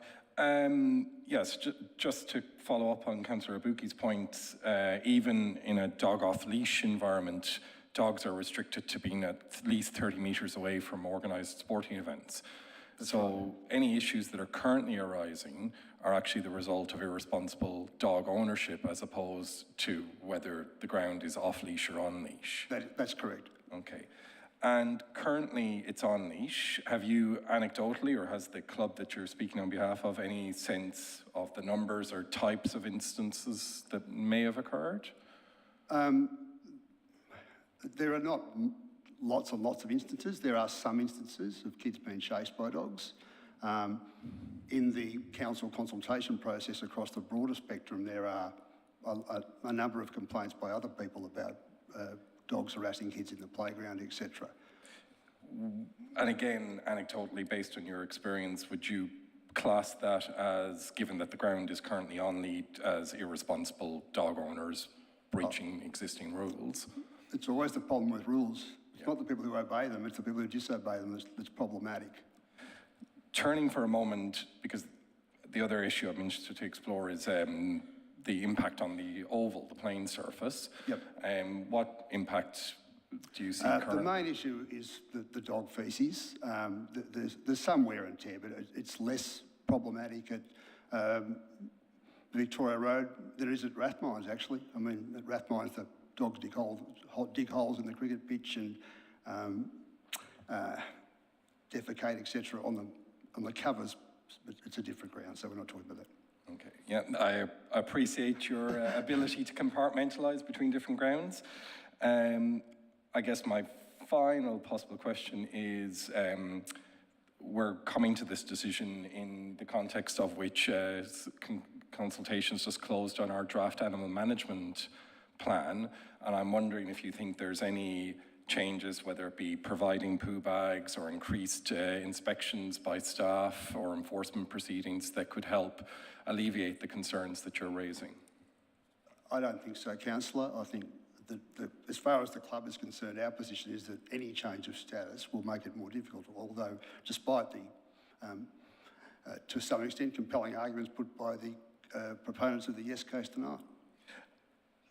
One last question. Have you had any exchange with sporting groups at grounds that are off-leash to understand what kind of issues they've come against or whether there's been significant issues? Anecdotally, and the usual response is, well, do everything you can to stop it. All right. Thank you very much, Mark. Thank you. Thanks. We still have a few questions, Mark. Just when you thought you were out, we pull you back in. Councillor Franco. Thank you, Chair. Thank you, Mark. The report emphasises, and the officers' report emphasises the damage to the sports fields, and I know you've already commented on this briefly to some of my colleagues, but it raises the question of the quality, the investment of council, the damage to the pitch. How important is this? And we know already that off-lead sporting fields do get dug up more, do get holes in them, do get extra damage. But how significant is this park in terms of its sporting role? And what about other fields that your club uses or other clubs uses? Where does it sit in some hierarchy of its role as a sports facility? I'd venture to say, councillor, that Victoria Road may well be the most heavily used sporting club by junior clubs in the whole municipality, if not the most, certainly one of the most. The footy club's running 850 children out of there, and that's their main training venue. We're running over 200 juniors during the cricket season, so it's very heavily used. During the hours of, say, from about 4 o'clock on weeknights, and in terms of cricket season, all day Saturday and Sunday. In terms of footy season, not on Saturday, as the proponents for the yes scheme, not adopt for on off-lead status spoke about. And do you use other sports fields as well, yes. or are they more overflow? In terms of hierarchy, like Victoria Road, it's our junior headquarters. Rathmines Road is our senior headquarters. Rathmines Road and St James Park are turf grounds. Victoria Road is a synthetic pitch. So in terms of damage by the dogs to the pitch itself, it's pretty hard to dig a hole in concrete. Sorry, I'll ask another question if I can, Chair. You've just touched on something that was exercising my mind as I read the report. You've got off-leash at Rathmines and it's a turf wicket. Yes. And this is synthetic. Yes. And it's on-leash. Yes. From a damage point of view, it'd probably be better the other way around, wouldn't it? But the main difference is the issue the kids for you primarily, or the other ones the adults, the main teams and the feces? The main difference is that there's nets at Victoria Road, and has been for as long as I know it, and it's used intensively for training. There's no nets at Rathmines, so Rathmines is really only used on the weekends. As far as the cricket is concerned, the football club uses both ovals fairly intensively during football season. Thank you. Councillor Osborne-Smith. Thanks, Chair. Thanks, Mark. Good to see you. My question's about dog poo, the classic. Two questions. Do you have much evidence to provide to us tonight about incidents of kids either at training or matches landing in it, complaining, grizzling about it on their boot, etc.? I know it's a tough question, but can you give us a feel for whether anecdotally, yes. I mean, it happens on lots of sporting grounds. So how often does it happen? Like, I think maybe once a week. And do we pick up a dog poo off the ground? Yes, we do. And so my second question is, would it be your assertion that if the park becomes off-lead, then the likelihood of that increasing, the likelihood of that happening may increase? I think it's inevitable unless there are more precautions put in place to prevent it. Because people don't, they miss what the dog's doing in the far corner of the oval, etc. Correct. Dogs further away from owners, and owners a bit harder to see. Don't see them. Yeah. Okay, thanks. Thank you. Okay. Councillors, are there any final questions for Mark? Just making you exercise, Mark. Yeah. There are none. Thank you for representing your two organisations tonight. Thank you. Our next speaker is Hugh Teveline.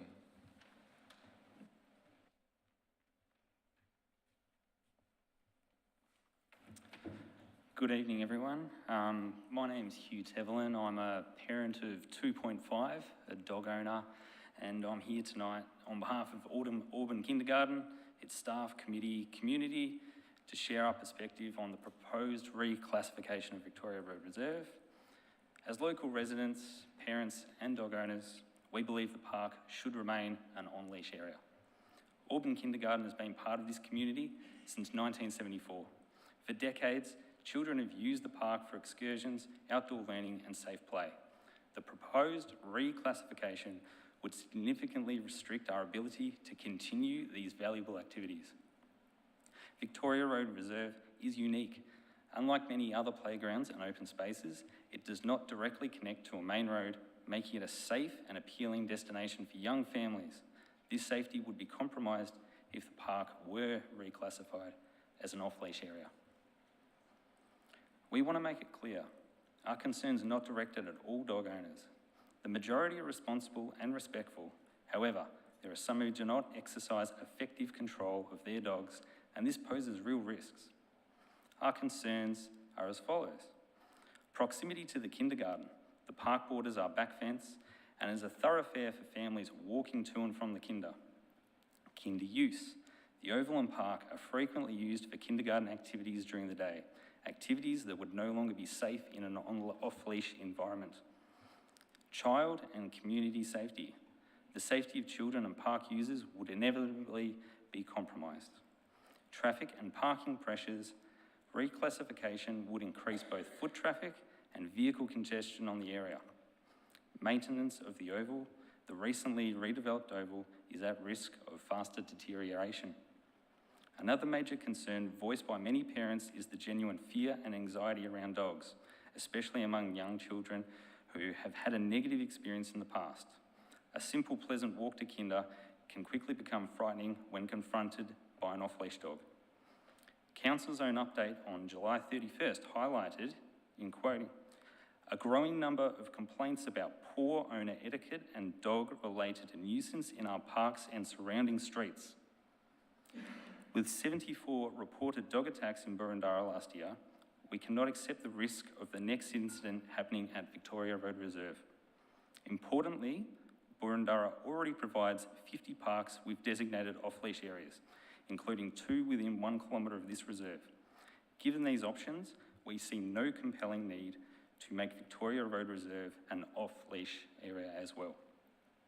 For the safety and well-being of our children, families and community, we respectfully urge Council to keep Victoria Road Reserve as an on-leash park.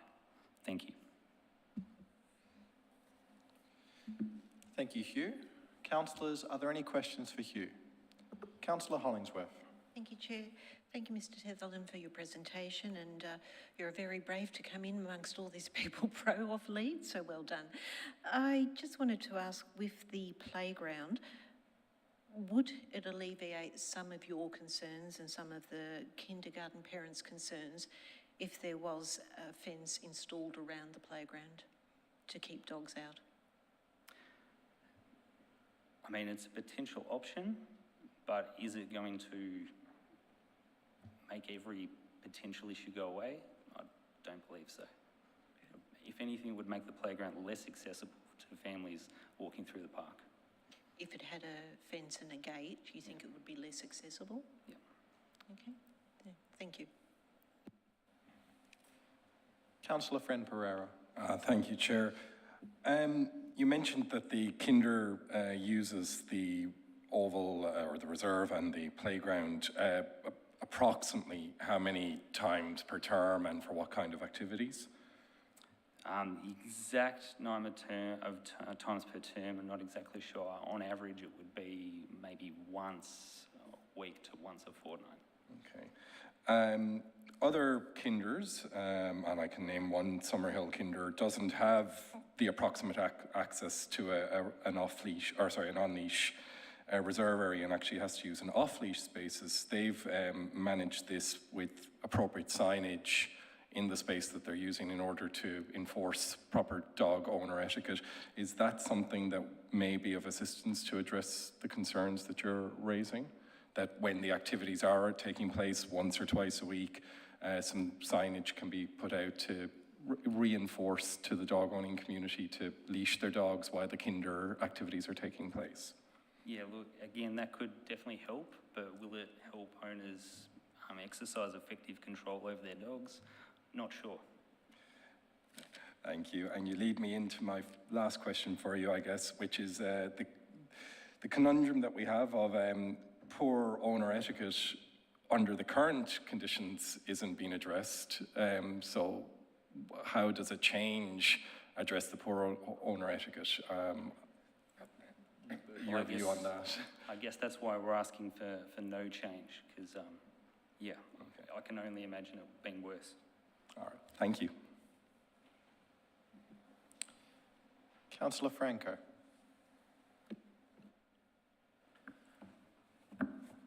This is thanks for speaking. My colleague has effectively asked this question, but I'll ask it in a slightly different way. The use of the grounds by the kindergarten, do they typically occur at certain times? If you don't know the answer, you're not on the committee, you can say, I don't know, that's okay. But do you know if it's at regular times or parts of the day? And if it's not just that, and there's a supplementary to that, but I'll start with that. Sure, yeah. I am on the committee, and look, the exact time isn't scheduled.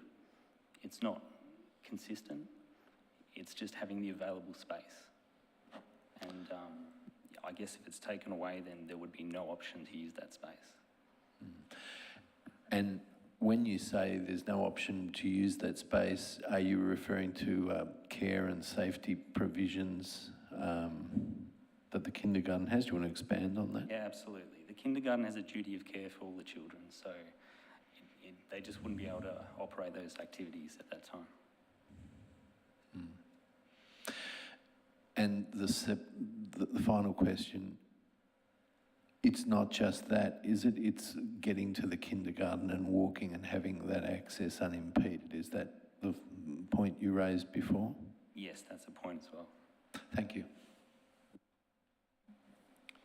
Councillor Ibuki.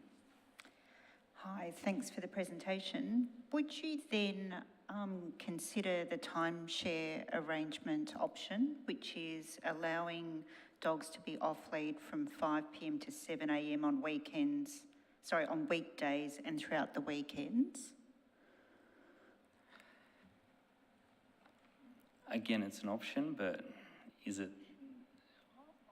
I still fear that there's risks involved in that option as well. I mean, I know myself, I'm walking through that park at 5:30 most days to take my kids home. And yeah, if we're having to, I guess, and in winter it's dark at that time, if we're approached by a dog that is not under effective control, then yeah, that can be quite frightening. The dogs would be contained in the oval at those times. Could help. So could you, yes, so I mean feasibly you'd be able to modify where you walk at those times. They're you would have to get to the park and the playground pretty early and after 5 p.m. for there to be, you know, potential interaction with dogs if we went down the timeshare arrangement. Yeah, potentially. It's, I guess if the dogs are off lead on the oval and I'm walking on the path, I don't see a problem with that, if that's policed in that way, yeah. Okay, thank you. Councillor Osborne-Smith. Thanks, Chair. Just a quick question. Hugh, thanks, and thanks for your presentation tonight. When teachers or educators take the kids out into the park for, I don't know, science experiment or look at the frog or whatever it might be, can you remind me, and perhaps my fellow councillors, what the ratio requirement is? How many teachers per kids are required? I'm just trying to get a feel for risk here and whether the risk of random dogs approaching a kids group playing is acceptable or not. And so that issue of ratios, how many teachers are there to supervise, would be of interest to me. Yeah, I know for excursions there is an increased number of teachers required. The exact ratio... 1 to 9? 1 to 9.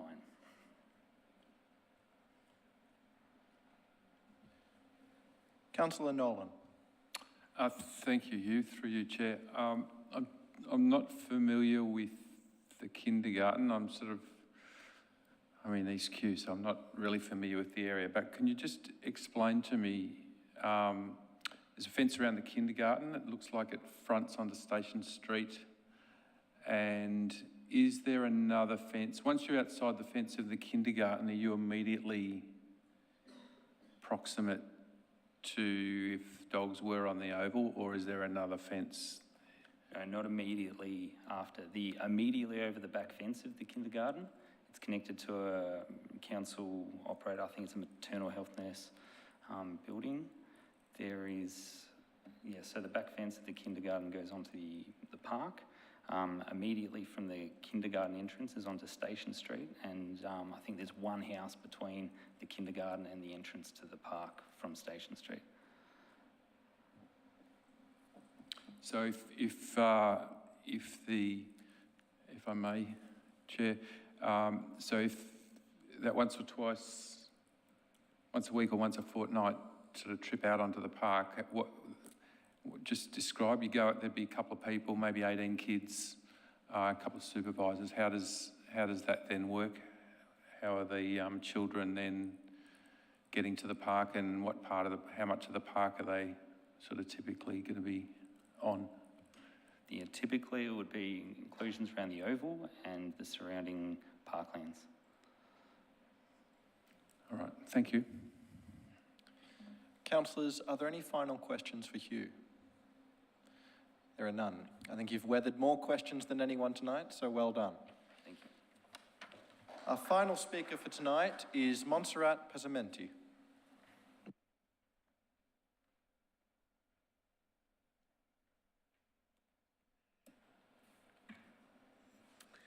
Good evening, all. Thanks for letting me talk. And it may be you thinking, what does she want today? But that the Infant Welfare Centre was the first place that I came to Hawthorne 54 years ago, because everybody keeps talking about how long they lived there. My son inaugurated the kindergarten when he was about 3.5, 4. My son played at the Victorian Reserve, his football. He's 54, by the way. So he played there, and I sat around crocheting, whatever, with the other mothers. And currently, my granddaughter is playing Australian football there. Now, when I saw this at the as an item in the agenda, and I saw so many people for it, I with the officer's recommendation. My experience, at the moment I don't have any dogs. We have had them from Great Danes to little things. I don't have any, anyhow.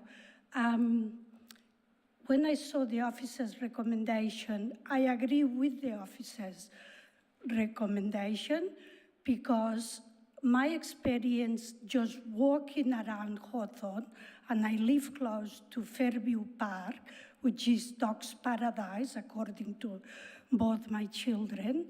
The footpaths are, you really can walk without looking. The people here may be very responsible, but there are lots of them that aren't, and they leave a mess on the footpaths. And I'm sorry, if that mess is on a football ground or cricket ground, forget dogs off the leash. The other thing is, because of the configuration of Victoria Park, I can just imagine, and one of the speakers brought it to my mind, you open the back gate, you leave the dog go, I am in the house, the dog runs for 10 minutes. I mean, walking the dog is walking the dog. 500 meters is Rathmines Road Reserve, and that is only 500 meters. Anyhow, I wouldn't like to make your decision, but good luck with it. I just thought I'll put my 2 bobs in for the officer's recommendation. And I didn't say my name, Montserrat Pessimenti. I live in Leeson Grove, Hawthorne, and when there is something that I am interested, I just say whatever. Okay. Councillors, are there any questions for Montserrat? Probably, oh God. Councillor Hollingsworth. Thank you, Chair. Thank you, Mrs. Pessimenti, for your presentation. I just have one question. When your children were at Kinder and then older playing junior football there, was it at any stage off-lead back around that time? I have to say that dogs were not as predominant as there are now.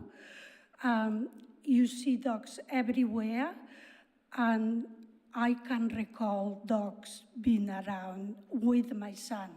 With my granddaughter, yes, there are dogs, but they on the leash when I go to watch her. Yeah, thank you. Okay. Councillors, are there any final questions for Montserrat? There are none. It's lovely to see you again, Montserrat.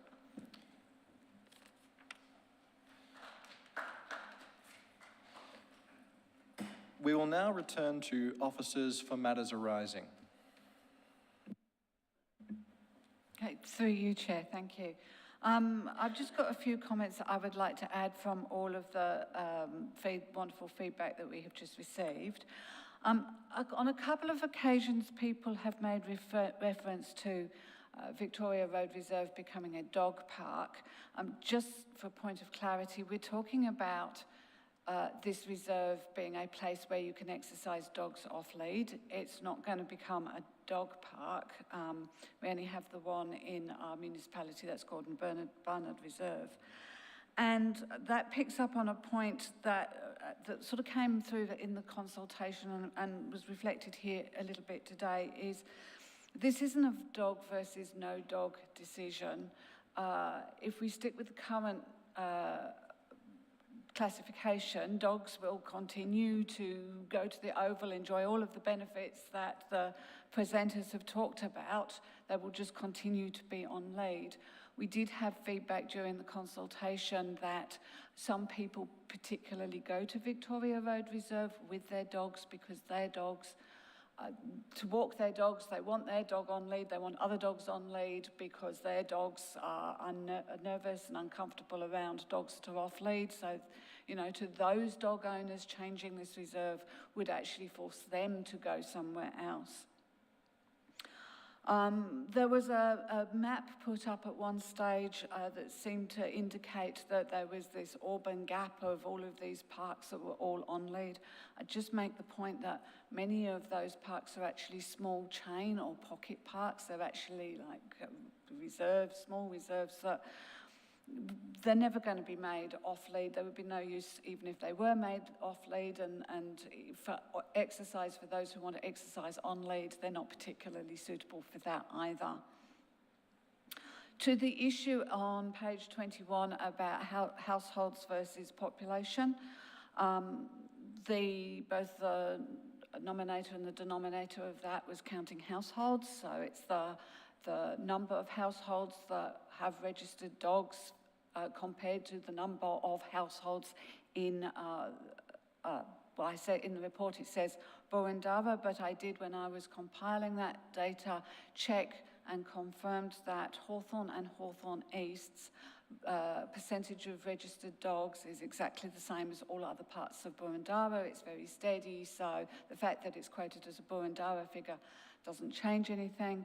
And we have made, obviously, the doubling of the figure is to allow for the fact that there are many unregistered dogs. We just know that that's what happens, and the figures are what they are. It came in at 16%. I'm aware that others quote, and the presenters talked about figures that talked about 48%. Even I was surprised that it was coming in at the 16%, but it came in at 16%.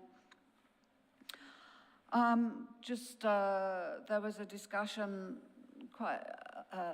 by a number of presenters around, there are no instances at the park at the moment. I just remind councillors that among the comments were incidences. To be fair, just a reminder, we're not talking dog attacks, but people let their dog off leash, the dog goes to the opposite side of the oval, it might run up to somebody, in its excitement, knock somebody over, and the owner is not even going to be aware that that incident has happened. And certainly we got the reflection that the instances are happening. The issue, Mr. Hoopman raised the issue of the fencing and suggests that the fencing would be a delay tactic if the councillors were to go with an off-lead proposal. That was not the intention. If fencing is considered, we would go ahead with the redesignation straight away, and the fencing would come when the fencing comes. So it's not intended, was never intended as any sort of delaying a tactic.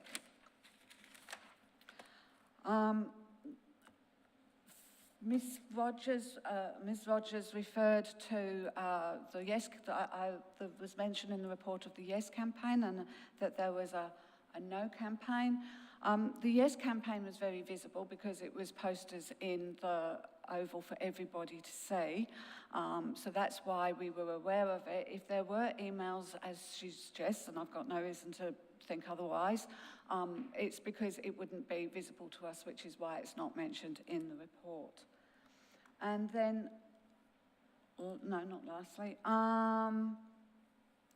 there was the mention of sorry, I'm just getting myself sorted, the mention of a CPTED review that we have not done. I would notice that the review that we have done looked at the characteristics of the park and the users and the activities, and did the consultation. Yes, we did not do a particular CPTED review, as it was not considered to be a relevant consideration for deciding the suitability of the park for being off versus on park, off-lead, sorry. And also we did not do a gender impact assessment because the project is not a major project. However, we know, I would note that we received 706 responses, as you're aware, of which 74% of those respondees were women. So we can be confident that we have a very strong female input to the proposal.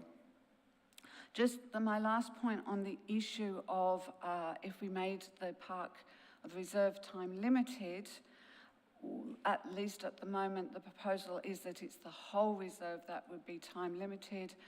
Trying to make it the oval only, my suggestion would be every little thing that we make it a bit more difficult, the more people are just not going to obey. You know, they can get, I'm allowed into this oval, and yes, I can have a dog off lead, or I can't. But when they're trying to juggle, well, which bit of the oval and which times, it's making it very difficult for all of the users to actually obey our rules. And I wouldn't want anybody getting infringements because we made the rules too complicated. So those were all of the comments that I had in regards to the presentations we've received. Thank you very much, Yvonne. That's well covered. Well done in managing all those matters. I just wanted to add to your final point there that there was made mention that the oval is enclosed. For point of clarity, we would just like to say that there are gaps in that oval, so we would just be wary of saying that the oval is enclosed. Dogs can certainly escape from that oval if they're not under effective control. Well done, Yvonne, and thank you.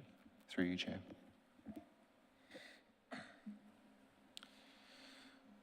Councillors, are there any questions of officers? There are none, so we'll skip that. Councillor Hollingsworth, you're up first. Thank you, Chair. Thank you, Ms Hill. First of all, for your thorough report and assessment, and for articulating everything that presenters have said this evening. My question's with regard to signage, as I foreshadowed before, and I am aware of several off-lead parks where playgrounds are adjacent. The ones in Lindenwood that I'm aware of all have fencing around the playgrounds as an added buffer of security for particularly the small children, but also for families that have dog phobias and don't want dogs anywhere near them. And I completely understand there is a percentage of our community that do not like dogs. My question is predominantly about fencing, and you did touch on that could be something considered for future budget if the need arises. My, I suppose, secondary element of that question is appropriate signage, and is there, to the best of your knowledge, any parks that have fairly bold signage where there is off-lead that states something to phone this number to report menacing dog behaviour or inappropriate dog behaviour, that would be a 7-day-a-week phone number that our community could call in the instance where there is situations where inappropriate dog management is taking place? I'm unaware of any such signage that is as you describe it. Obviously, all of our off-lead parks do have signage. That would be something that we would have to take into consideration going forward, and exactly what that phone number would be, because obviously our service is split between business hours and non-business hours. So I think the answer to your question at the moment is no. We don't have that signage at the present time. Thank you. I might ask a follow-up question in general business. Thank you. Councillor Ibuki. Thank you, through you, Chair. Thanks, Ms Hill, for your report. We've heard from one member whose children, I think, played in the football club, and then we've heard from, who was it? It was Mark from the cricket club, who opposed going off-leash. Did we proactively approach the sporting clubs to get an official position from them on their opinion around whether the Victoria Park should be off-leash or not? Thank you. We made sure that they were aware of the consultation. They did make a written submission, and that submission is included in the report as, I think, about attachment 5 to the report. 5 or 6, I can't quite remember.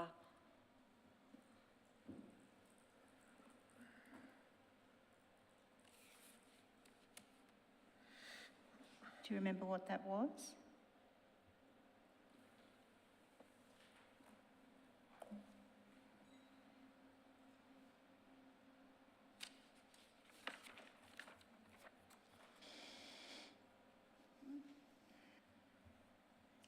It's a long report.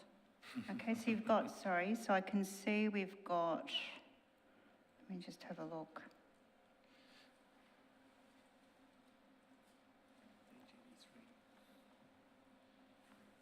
Yes, it's attachment 5.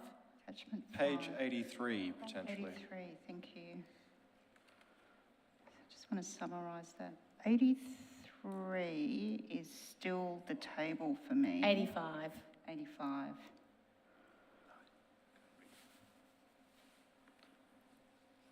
Okay, so the cricket club opposes any change of status.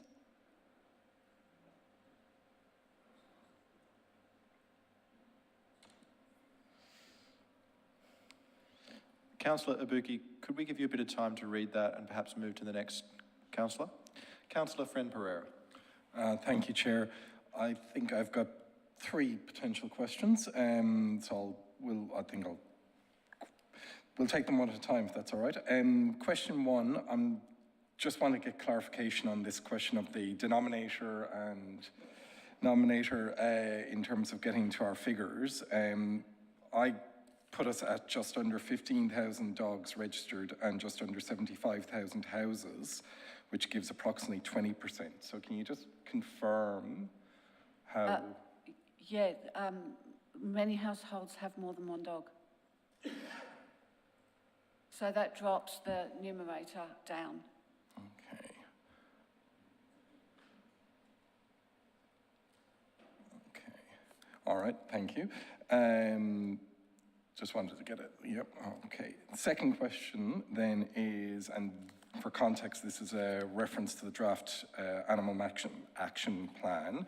We have in there a table that officers use for ranking the number of patrols of on-leash and off-leash areas, and it's got high, medium, and low. Currently, as an off-leash area, where does Victoria Reserve fall, or Victoria Road Reserve fall in? Is it a high, medium, or low? Through you, Chair. It's currently ranked as a high, and that's due to the for patrols. Reports from the animal management team, and I think it speaks to why we're here tonight, which is a varying range of views on the usage of the oval in relation to the current designation. And I've got 2 more questions, but potentially only one for the enforcement team. Can, just for information purposes, you can give an indication of how many patrols were conducted in 2024 and how many prosecutions there were, because I think it's useful for the community to understand this issue in context. Through you, Chair. Unfortunately, Councillor, I'd have to take that on notice and come back to you. We didn't come prepared with that this evening unless another officer can speak to that.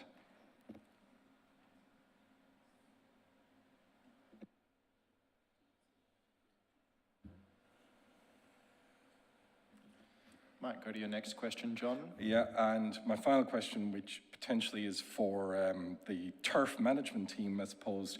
One of the issues we've heard about is the damage, potential damage to playing surfaces. What is the current cost, as best as can be estimated, as an on-leash park for rectifying the surface oval at this park?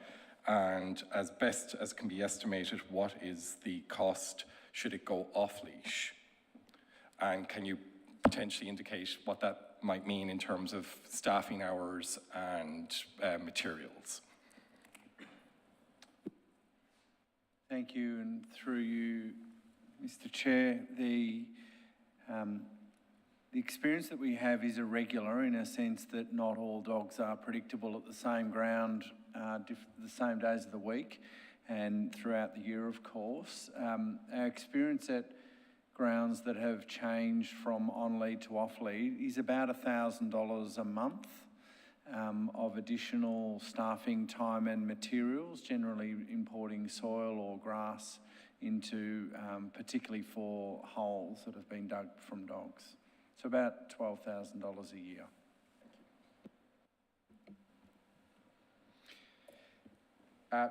Chair, I can clarify some information on the previous question around patrols of the reserve. We only have limited information for the last 6 months. However, during that time, there were 64 patrols of the reserve. Our primary purpose in undertaking those patrols is for education. So it's not there to hand out infringements. The purpose is there to have a presence and to educate the community and encourage compliance. However, during that time, we did issue 6 official warnings for dog off lead and other dog-related issues, and 1 infringement notice was issued, and that was in relation to a dog off lead incident. There have been no prosecutions.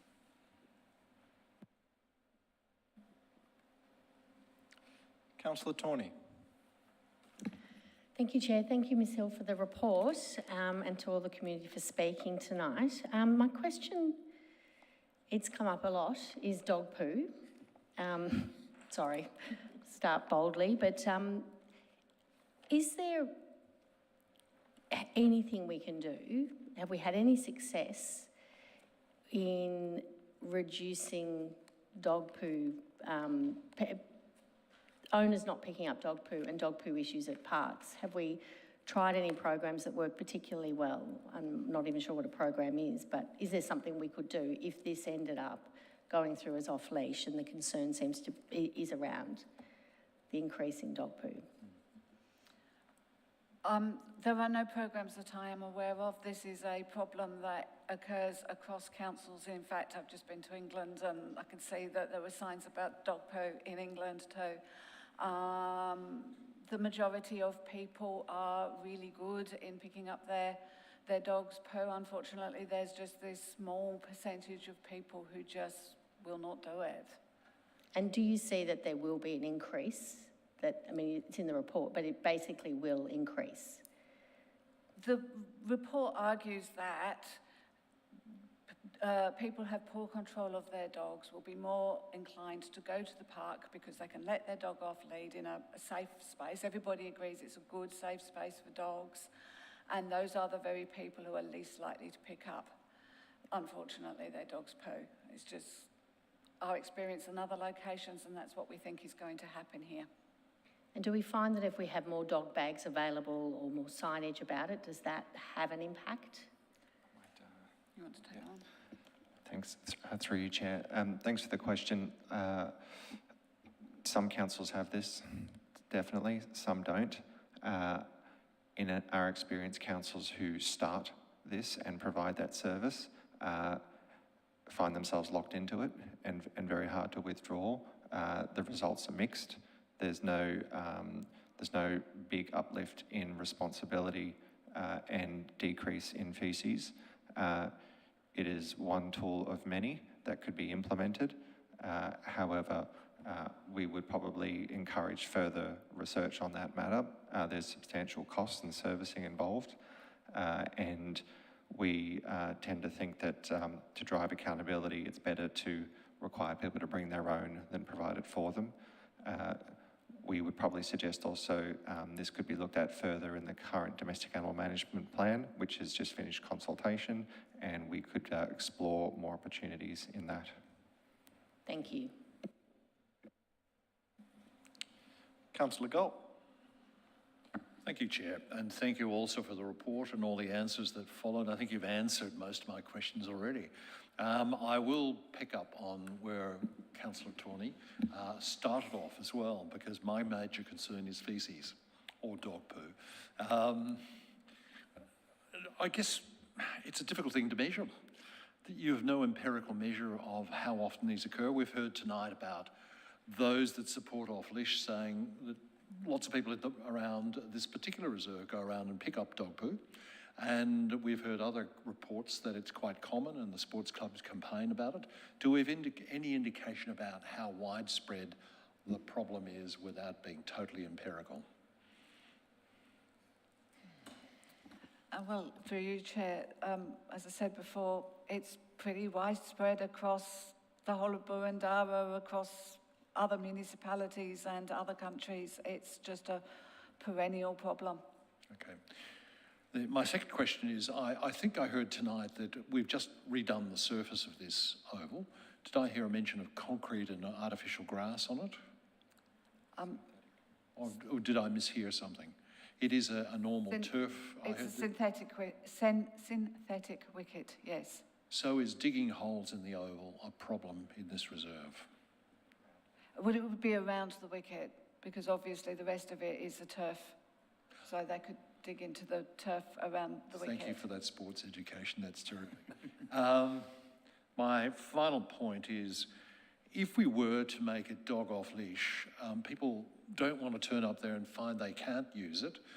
How would they know when sports events are scheduled? Would we have that on our website? Could residents plan their trips to the park in a knowledgeable way? Yes, with other reserves, we're now moving to a QR code system whereby you can go, you can look up the QR code and see when events are going to be on. Thank you very much. Councillor Franco. Thank you, Chair. Thank you to the officers. I have a few questions.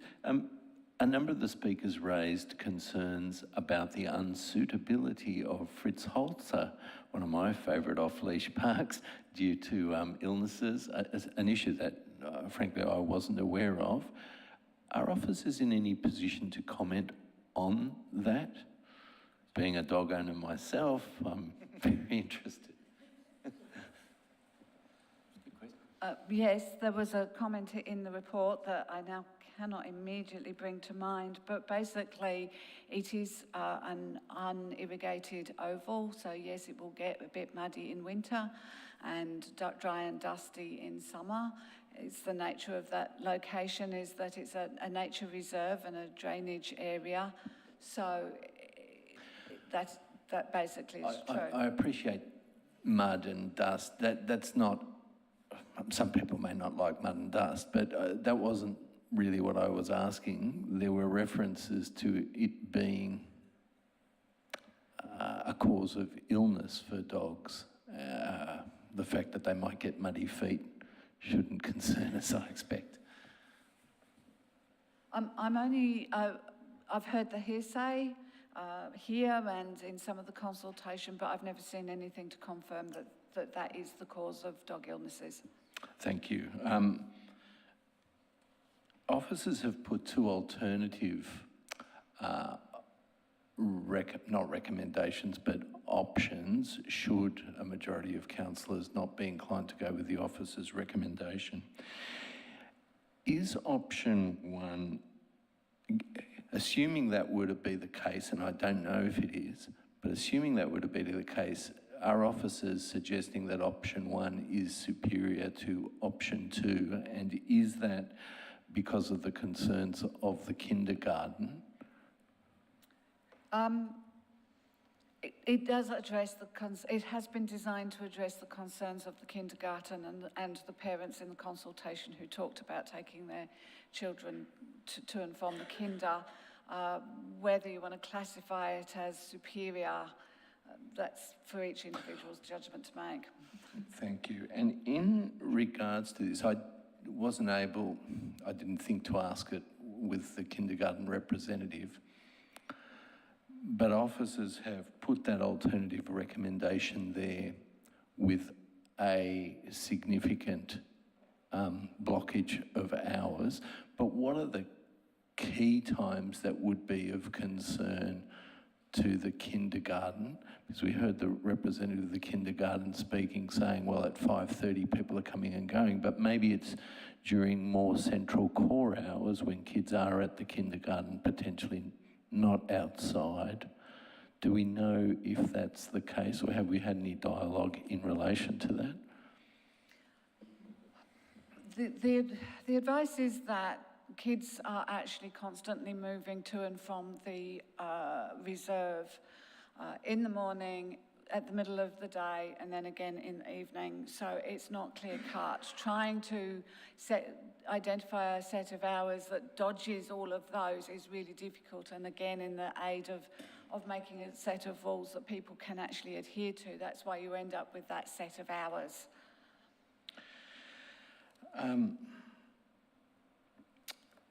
Does the oval get used for school sports, public schools and the like during school hours? Not that I'm aware of. Another potentially my final question. Officers have raised that issue of fencing around the kindergarten, and I know you've spoken to that. But one of the negative trade-offs of off-leash parks is often our fencing around the playgrounds, whereas we don't have that in on-leash parks. If a majority of councillors were of a view to introduce off-leash arrangements at this location, could a potential alternative to fencing around the kindergarten in this location be simply to rely on the existing oval fence and limit the off-leash to, I know you've spoken to this, but limit the off-leash to the oval with a view to avoiding, at least what I as an individual councillor perceive as the negative of fencing around kindergartens at our off-leash, playgrounds at our off-leash parks? There's 5 exits out of the oval into the rest of the reserve. So if you allow it if you make it just the oval, the issue is going to be is that dogs can get out and that they may make their way to the playground. So it's just part of the consideration that has to be made. Thank you. Thank you, Chair. Councillor Osborne-Smith. Thank you, Chair. I have one question only, and at the conclusion of that question, I'd like to foreshadow an alternative motion when the time is right. Thanks, Chair. My question, first of all, to you, Yvonne, and thank you very much for your work, considerable work in this report over many years, in fact. My question just relates to the apartment users. We've heard from a couple of presenters tonight. You did mention that your data seeks to account for the number of residents in apartments. I'm just curious as to whether you gave consideration to those tenants of apartments who may well only lease an apartment for a year and therefore may be disinclined to bother registering their dog. I can only think that it might happen a lot because, you know, if you only rent a house for a year, it's sort of, by the time you've changed your electricity bill and everything else, so worrying about doing the right thing to register your dog is probably not high on your list. Would you care to comment on that, perhaps anecdotally or otherwise, particularly given the high number of apartment buildings in Lynch Street adjacent to the property? Thank you.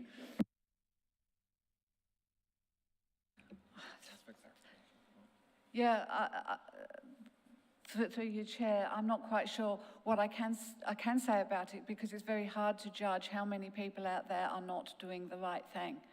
So it becomes, it's a bit of an opaque issue to make a judgment about whether that is or is not an issue, because I can't see it.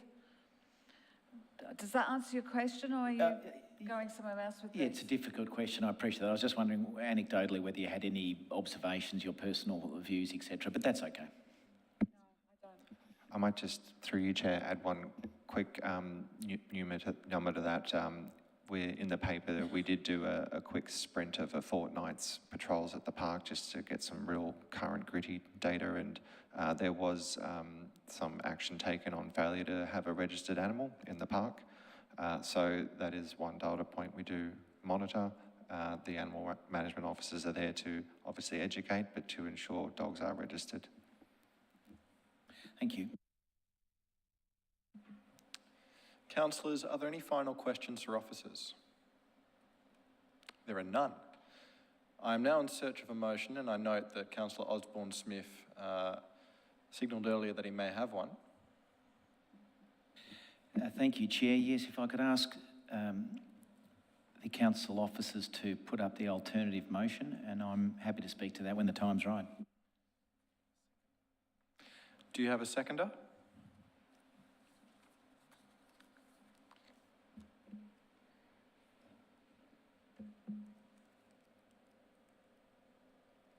Councillor Friend Pereira?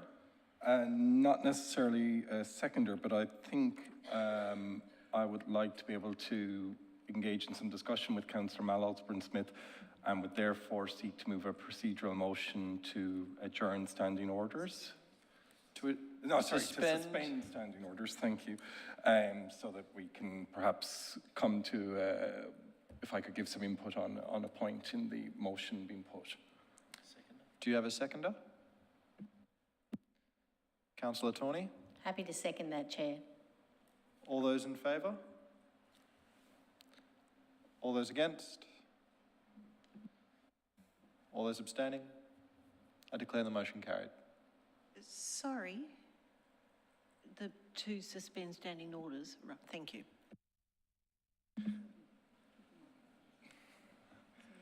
Yeah, so for the residents, I just might explain what's happened. As you may have noticed tonight, it's been very formulaic and I've been in total control.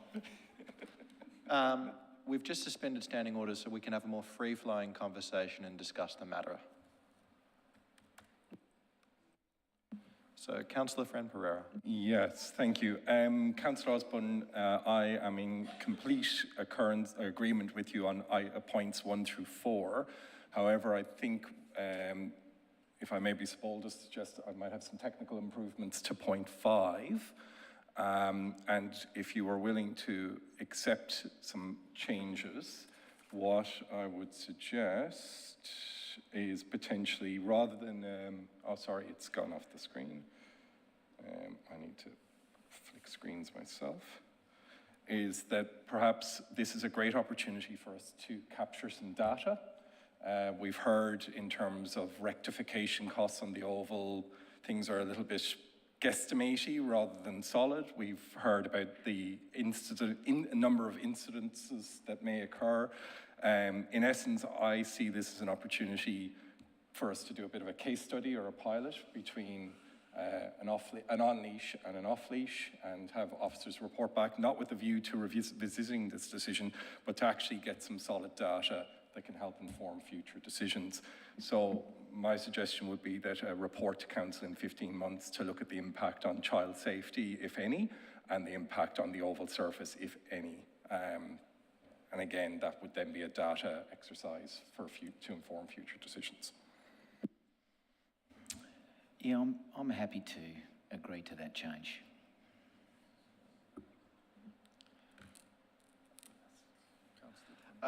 Councillor Hollingsworth.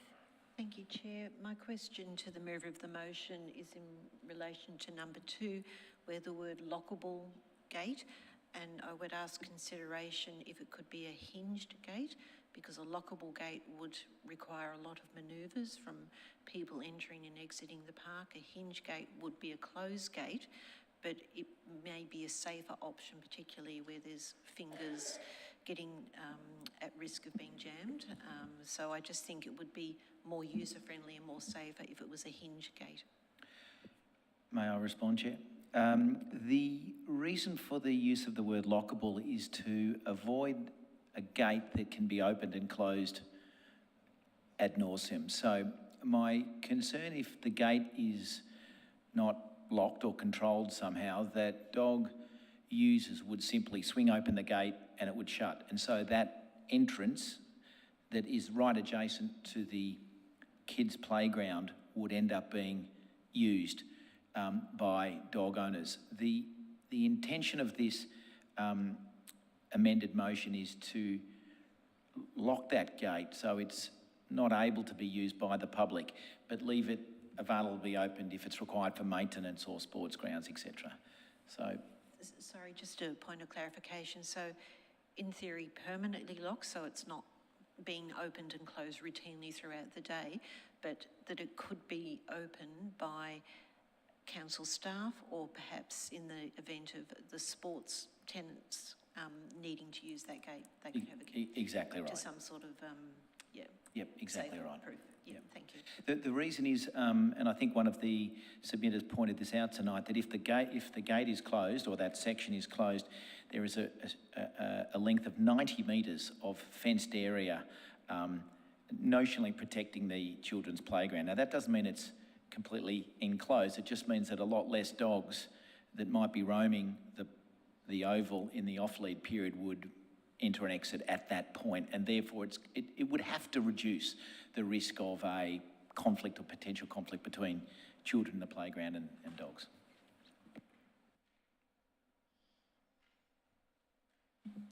Councillor Ibuki. Thank you. This is a question maybe to council officers.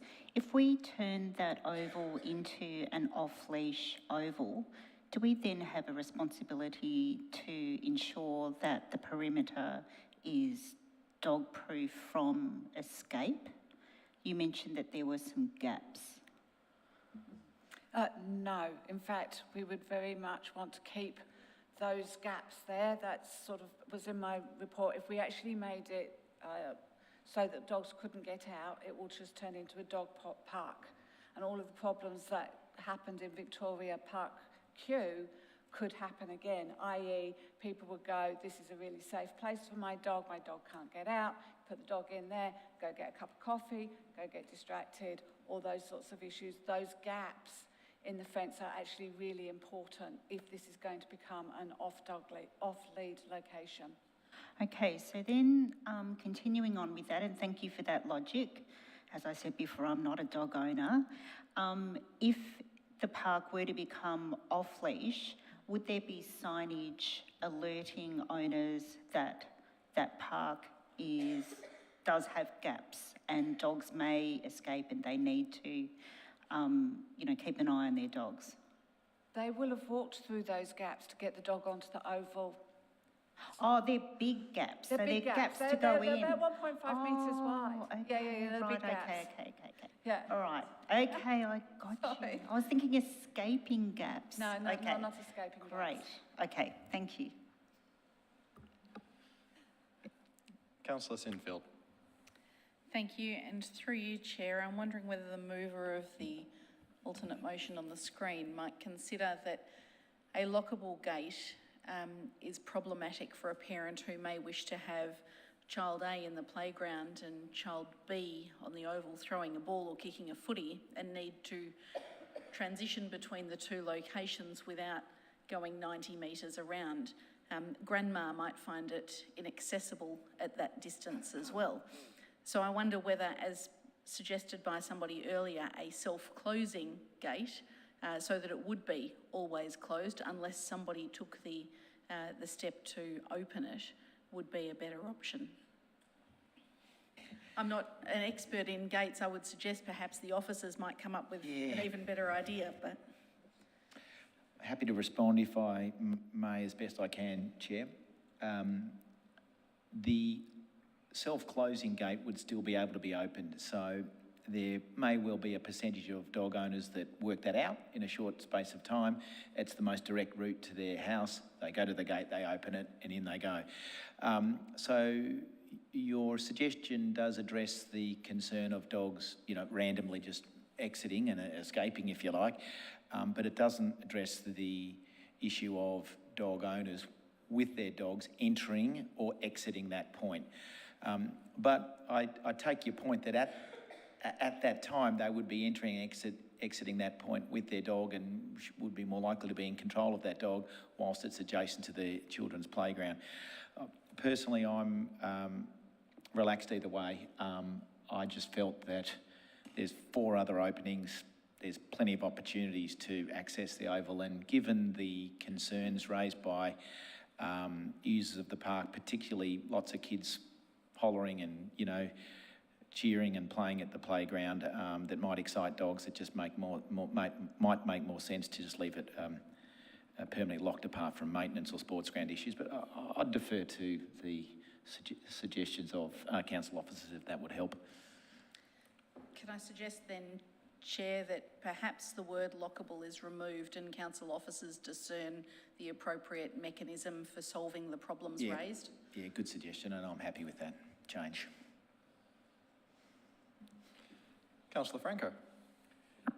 Thank you, Chair. I have a question for our colleague, the mover of this motion, and a concern that I have with the motion. So as a councillor that broadly supports the officer's recommendation but is open to considering some alternative directions, this motion makes the park an unfettered off-leash area. It doesn't include any of the officer's alternative motions of, say, a timeshare or restricting off-leash during formal sports activities and training. So it's a permanent off-leash approach. Sorry, Victor, Councillor Franco, if I may, move to off-leash, and officers can correct me, the 30 metres restriction on organised sporting activities would still hold. That's the conditions of an off-leash scenario. So this is not a dog I'd park. like to hear from, thank you, but perhaps some confirmation, because the alternative recommendations from officers was firstly either a timeshare arrangement, which I can see has some merit given the dialogue that's happened, or at least a restriction during formal sports. But this is not the motion before us. This says it shall be an off-leash park. So, yeah, I can help you there, if I may, Chair.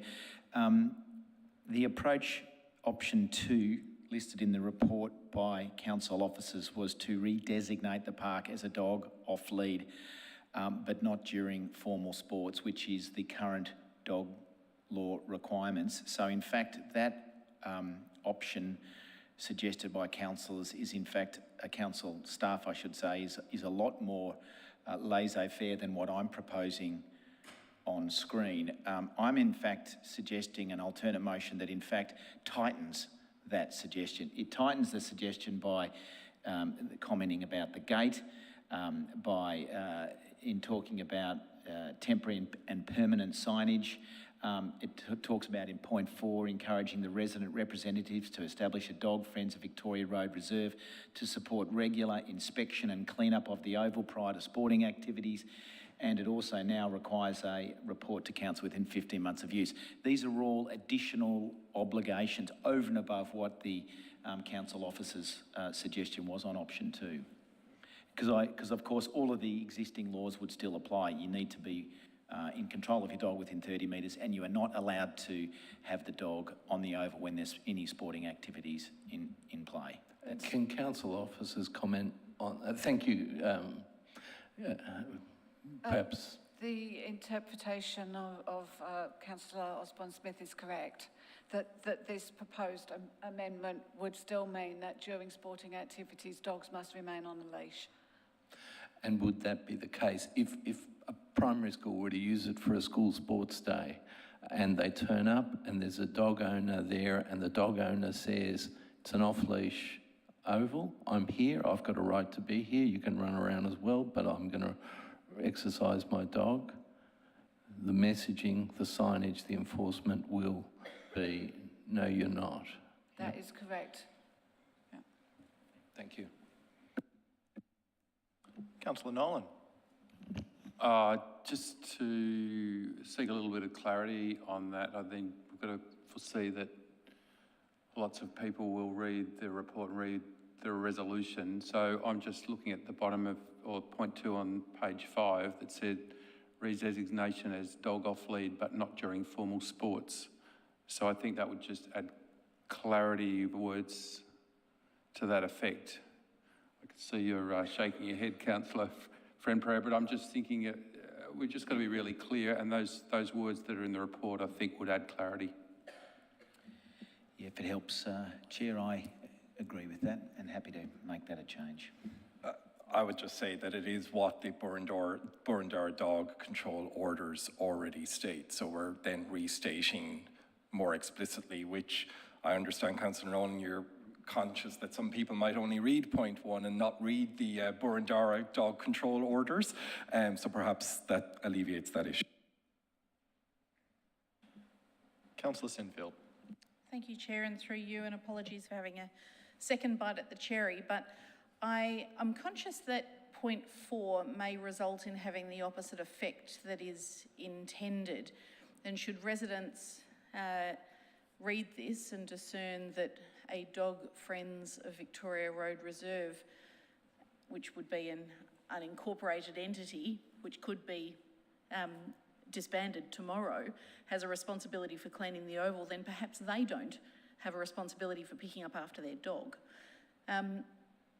I appreciate the intent, but I have no understanding, and perhaps you'll enlighten me, as to how we would impose a very informal group to carry out a resolution of the council.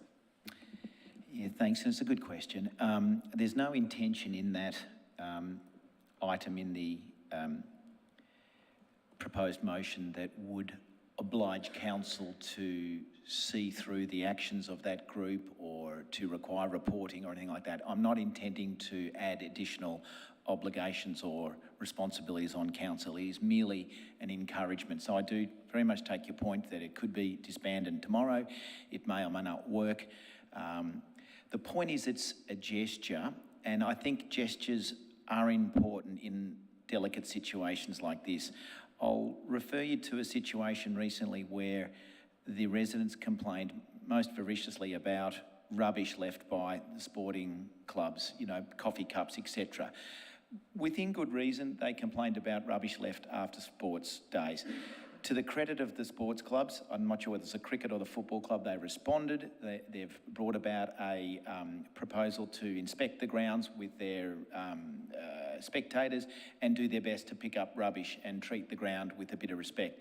I feel, again, that's an unenforceable arrangement, but it seems to work. I would propose the same obligation on, or seek to propose the same sort of arrangement on residents to say, well, if sports clubs are genuinely concerned about dog poo left on the oval, and that's, I think, a reasonable concern, then perhaps the residents could do the community thing and get together to arrange a quick inspection before perhaps 4 o'clock, or certainly before big matches on the weekend, etc. It's a gesture and meant nothing more than that, but I hope the residents would respond in the right vein that's intended. I appreciate the gesture. It's just that a sports club is an entity that has entered into an agreement with council as a tenant, as a formal group, whereas neighbours have not. So I certainly appreciate the intent. I just hope that the outcome is not the reverse of what's intended. Councillors, is there anyone else keen to raise a point? If not, maybe it's time to resume standing orders. Councillor Friend Pereira? Move a motion to resume standing orders, Chair. Do I have a seconder? Councillor Tawney? Happy to second that, Chair. I'll now put the motion to a vote. All those in favour? I declare the motion carried. Now, an amended motion has been put on the screen. As the mover, Councillor Osborne-Smith, are you happy with that motion?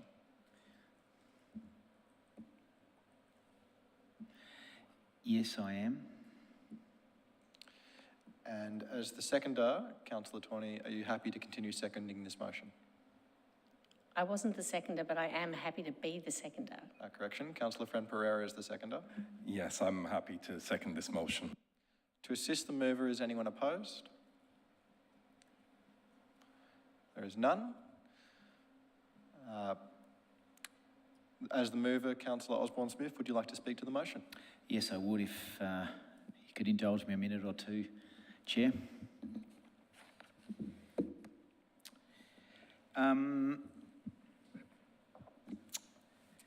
It's been a longer evening than I expected, but I think we're all probably not surprised because rules about how we manage dogs are often very difficult. They're highly emotional ones, and they highlight the tension between personal liberties and community responsibility. On the one hand, dog owners, who so often have a real and genuine love for their pets, are entitled to the personal liberty and joy to see their dogs run off lead. On the other hand, this freedom can be another person's genuine anxiety and fear, and dog owners can be seen as often failing to demonstrate acceptable community behaviour. I think we'll all agree a healthy community requires both sides to acknowledge and understand that the other's perspective rather than simply disregarding it. I have endeavoured to canvass opinions widely, including with sports clubs, park users, the childcare centre, and of course dog owning residents. I accept that the park is busy at times given its high use as a sports park, including cricket and footy. I accept that as a relatively small inner city park, it's well enclosed and may lead to more intense use by dogs if it's off lead. I accept that the childcare centre is adjacent to it with small children who enjoy use of the park, including sometimes during the day. And I do accept that dog owners can be irresponsible and leave poo or have other problems by failing to adequately control their dog. However, I have decided that this amended motion is appropriate, and I would like to quickly state the following reasons for my decision. Number one, our community have spoken. Numbers may be a little biased due to active campaigning, but there is still, in my view, strong and clear support for this change at over 70%. We consult with community, and now is the time to listen and to act. 2, sport users are no more or less important than other park users. An oval is not a sacred space, it's not the MCG, and when it's not used for footy or cricket, it has every right to be used as simple open space for other purposes. And this is increasingly important as our city densifies. 3, local residents rightly feel a deep sense of connection and care for their local park, arguably more than sports users who see it as a facility for training and games, including use by members well beyond the immediate surrounds or visiting teams. 4, dog ownership may well be higher than the stats represent due to apartment dogs. We've discussed that tonight. 5, there are strong community and social benefits that happen naturally when dog owners meet up whilst their dogs are exercising and playing with other dogs, and we've heard that from a number of presenters tonight, and we should acknowledge the importance of that. 6, the park is mostly empty during the day up to around 4 p.m. The use of the Scout Hall in the evening is not likely to conflict and is demonstrated by the failure of the Scout troop to raise concerns, and the use of the grounds by small children from the childcare centre is, in my opinion, not sufficiently often to warrant the non-designation as an off-lead park. And of course, children playing in the grounds will always be supervised by parents and caregivers who can ensure safety of those children. 7, practical measures will mitigate the risk of incidents. We've talked about appropriate signage, education and enforcement of existing rules governing dog ownership. Of course, the rules apply regarding dogs must be on lead during sports training, and dogs must be controlled within 30 metres. We've talked about the closed gate to help reduce the risk to access points to the children's playground. And finally, point 8, the willingness of local residents to fulfil a community contract, and I use those words liberally, Councillor Felicity, by forming a residents group to care for the park. So, in summary, Chair, this project has taken far too long, in my opinion, to be resolved. I do appreciate the reasons, COVID and others, for the delay in the decision, but for now over 5 years, it is sapped council officers' time and emotional energy of residents and park users. It is well over time, and this matter should be resolved so we can all get on with our lives. I commend this alternative motion to the chamber. Thank you very much.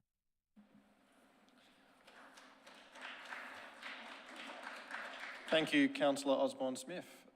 Councillor Friend-Pereira, as the seconder, do you wish to speak to the motion or reserve your right?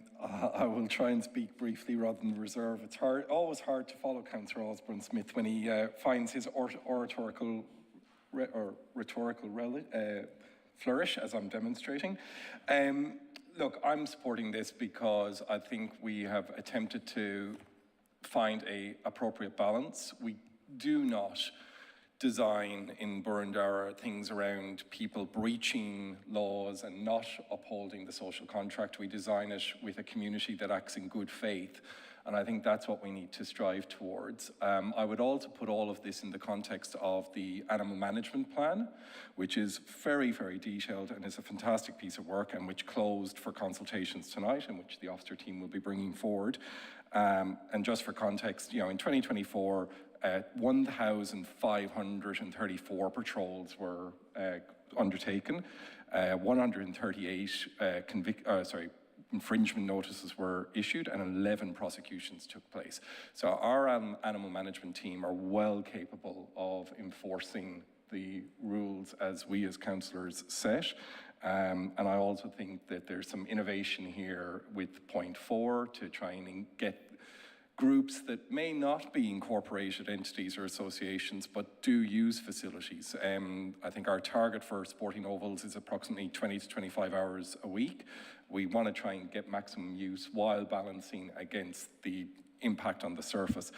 And that brings me to that last point, which is a report, again, not to review this decision, but to actually do some data capture, look at what the incident, has there been an impact on incidences before and after the change of designation, and also to understand the impact on the oval surface, so that should we need to do this in the future, be it at other locations or going in the opposite direction in other locations, we've got some metrics to balance that out with. Finally, I would just like to highlight again some of the key issues. The draft management action plan, dog waste, item 3.22, patrols, 2.14, and dog attacks, 4.2, are all comprehensively planned out for in our animal management plan. So I commend this motion. Councillor Franco. Thank you, Chair. I'd just like to make a few quick comments. I will support the motion on the screen, but I do so coming from a position of being of a very split mind as to which way to go. And I do think that sports fields are damaged when they are off-leash parks.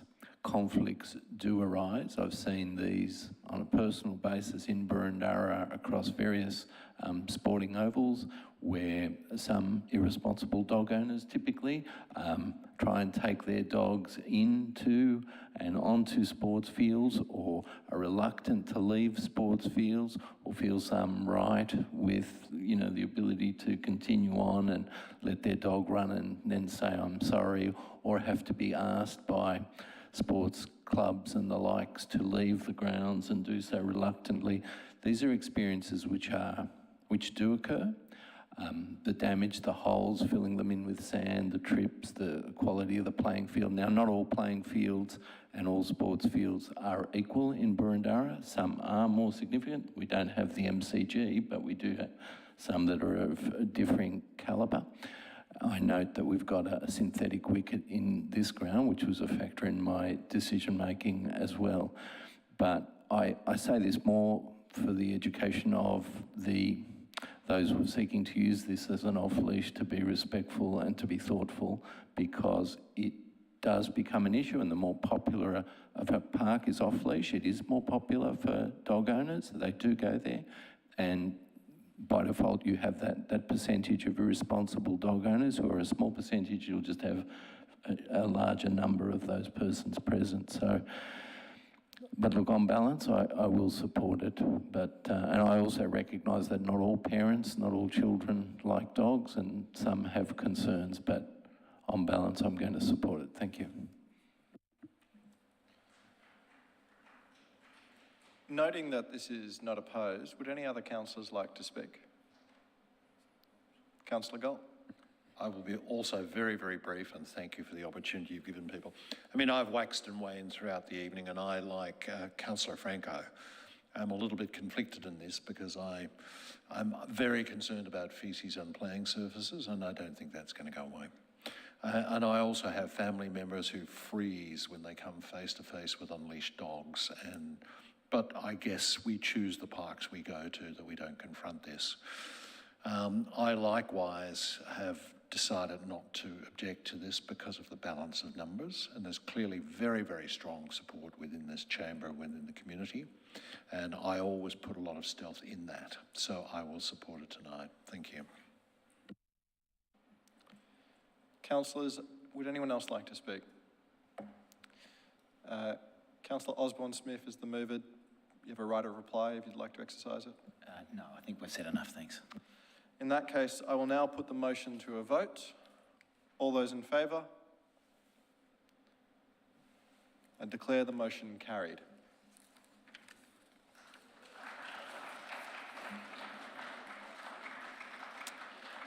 Before I close the meeting, I want to thank you all who have joined us this evening. I appreciate this wasn't necessarily the outcome everyone wanted. Hopefully, enforcement will do its thing, communities will respect the opportunities afforded them, and we will work as a council to ensure that your concerns are addressed. I declare the Service Delegated Committee meeting closed.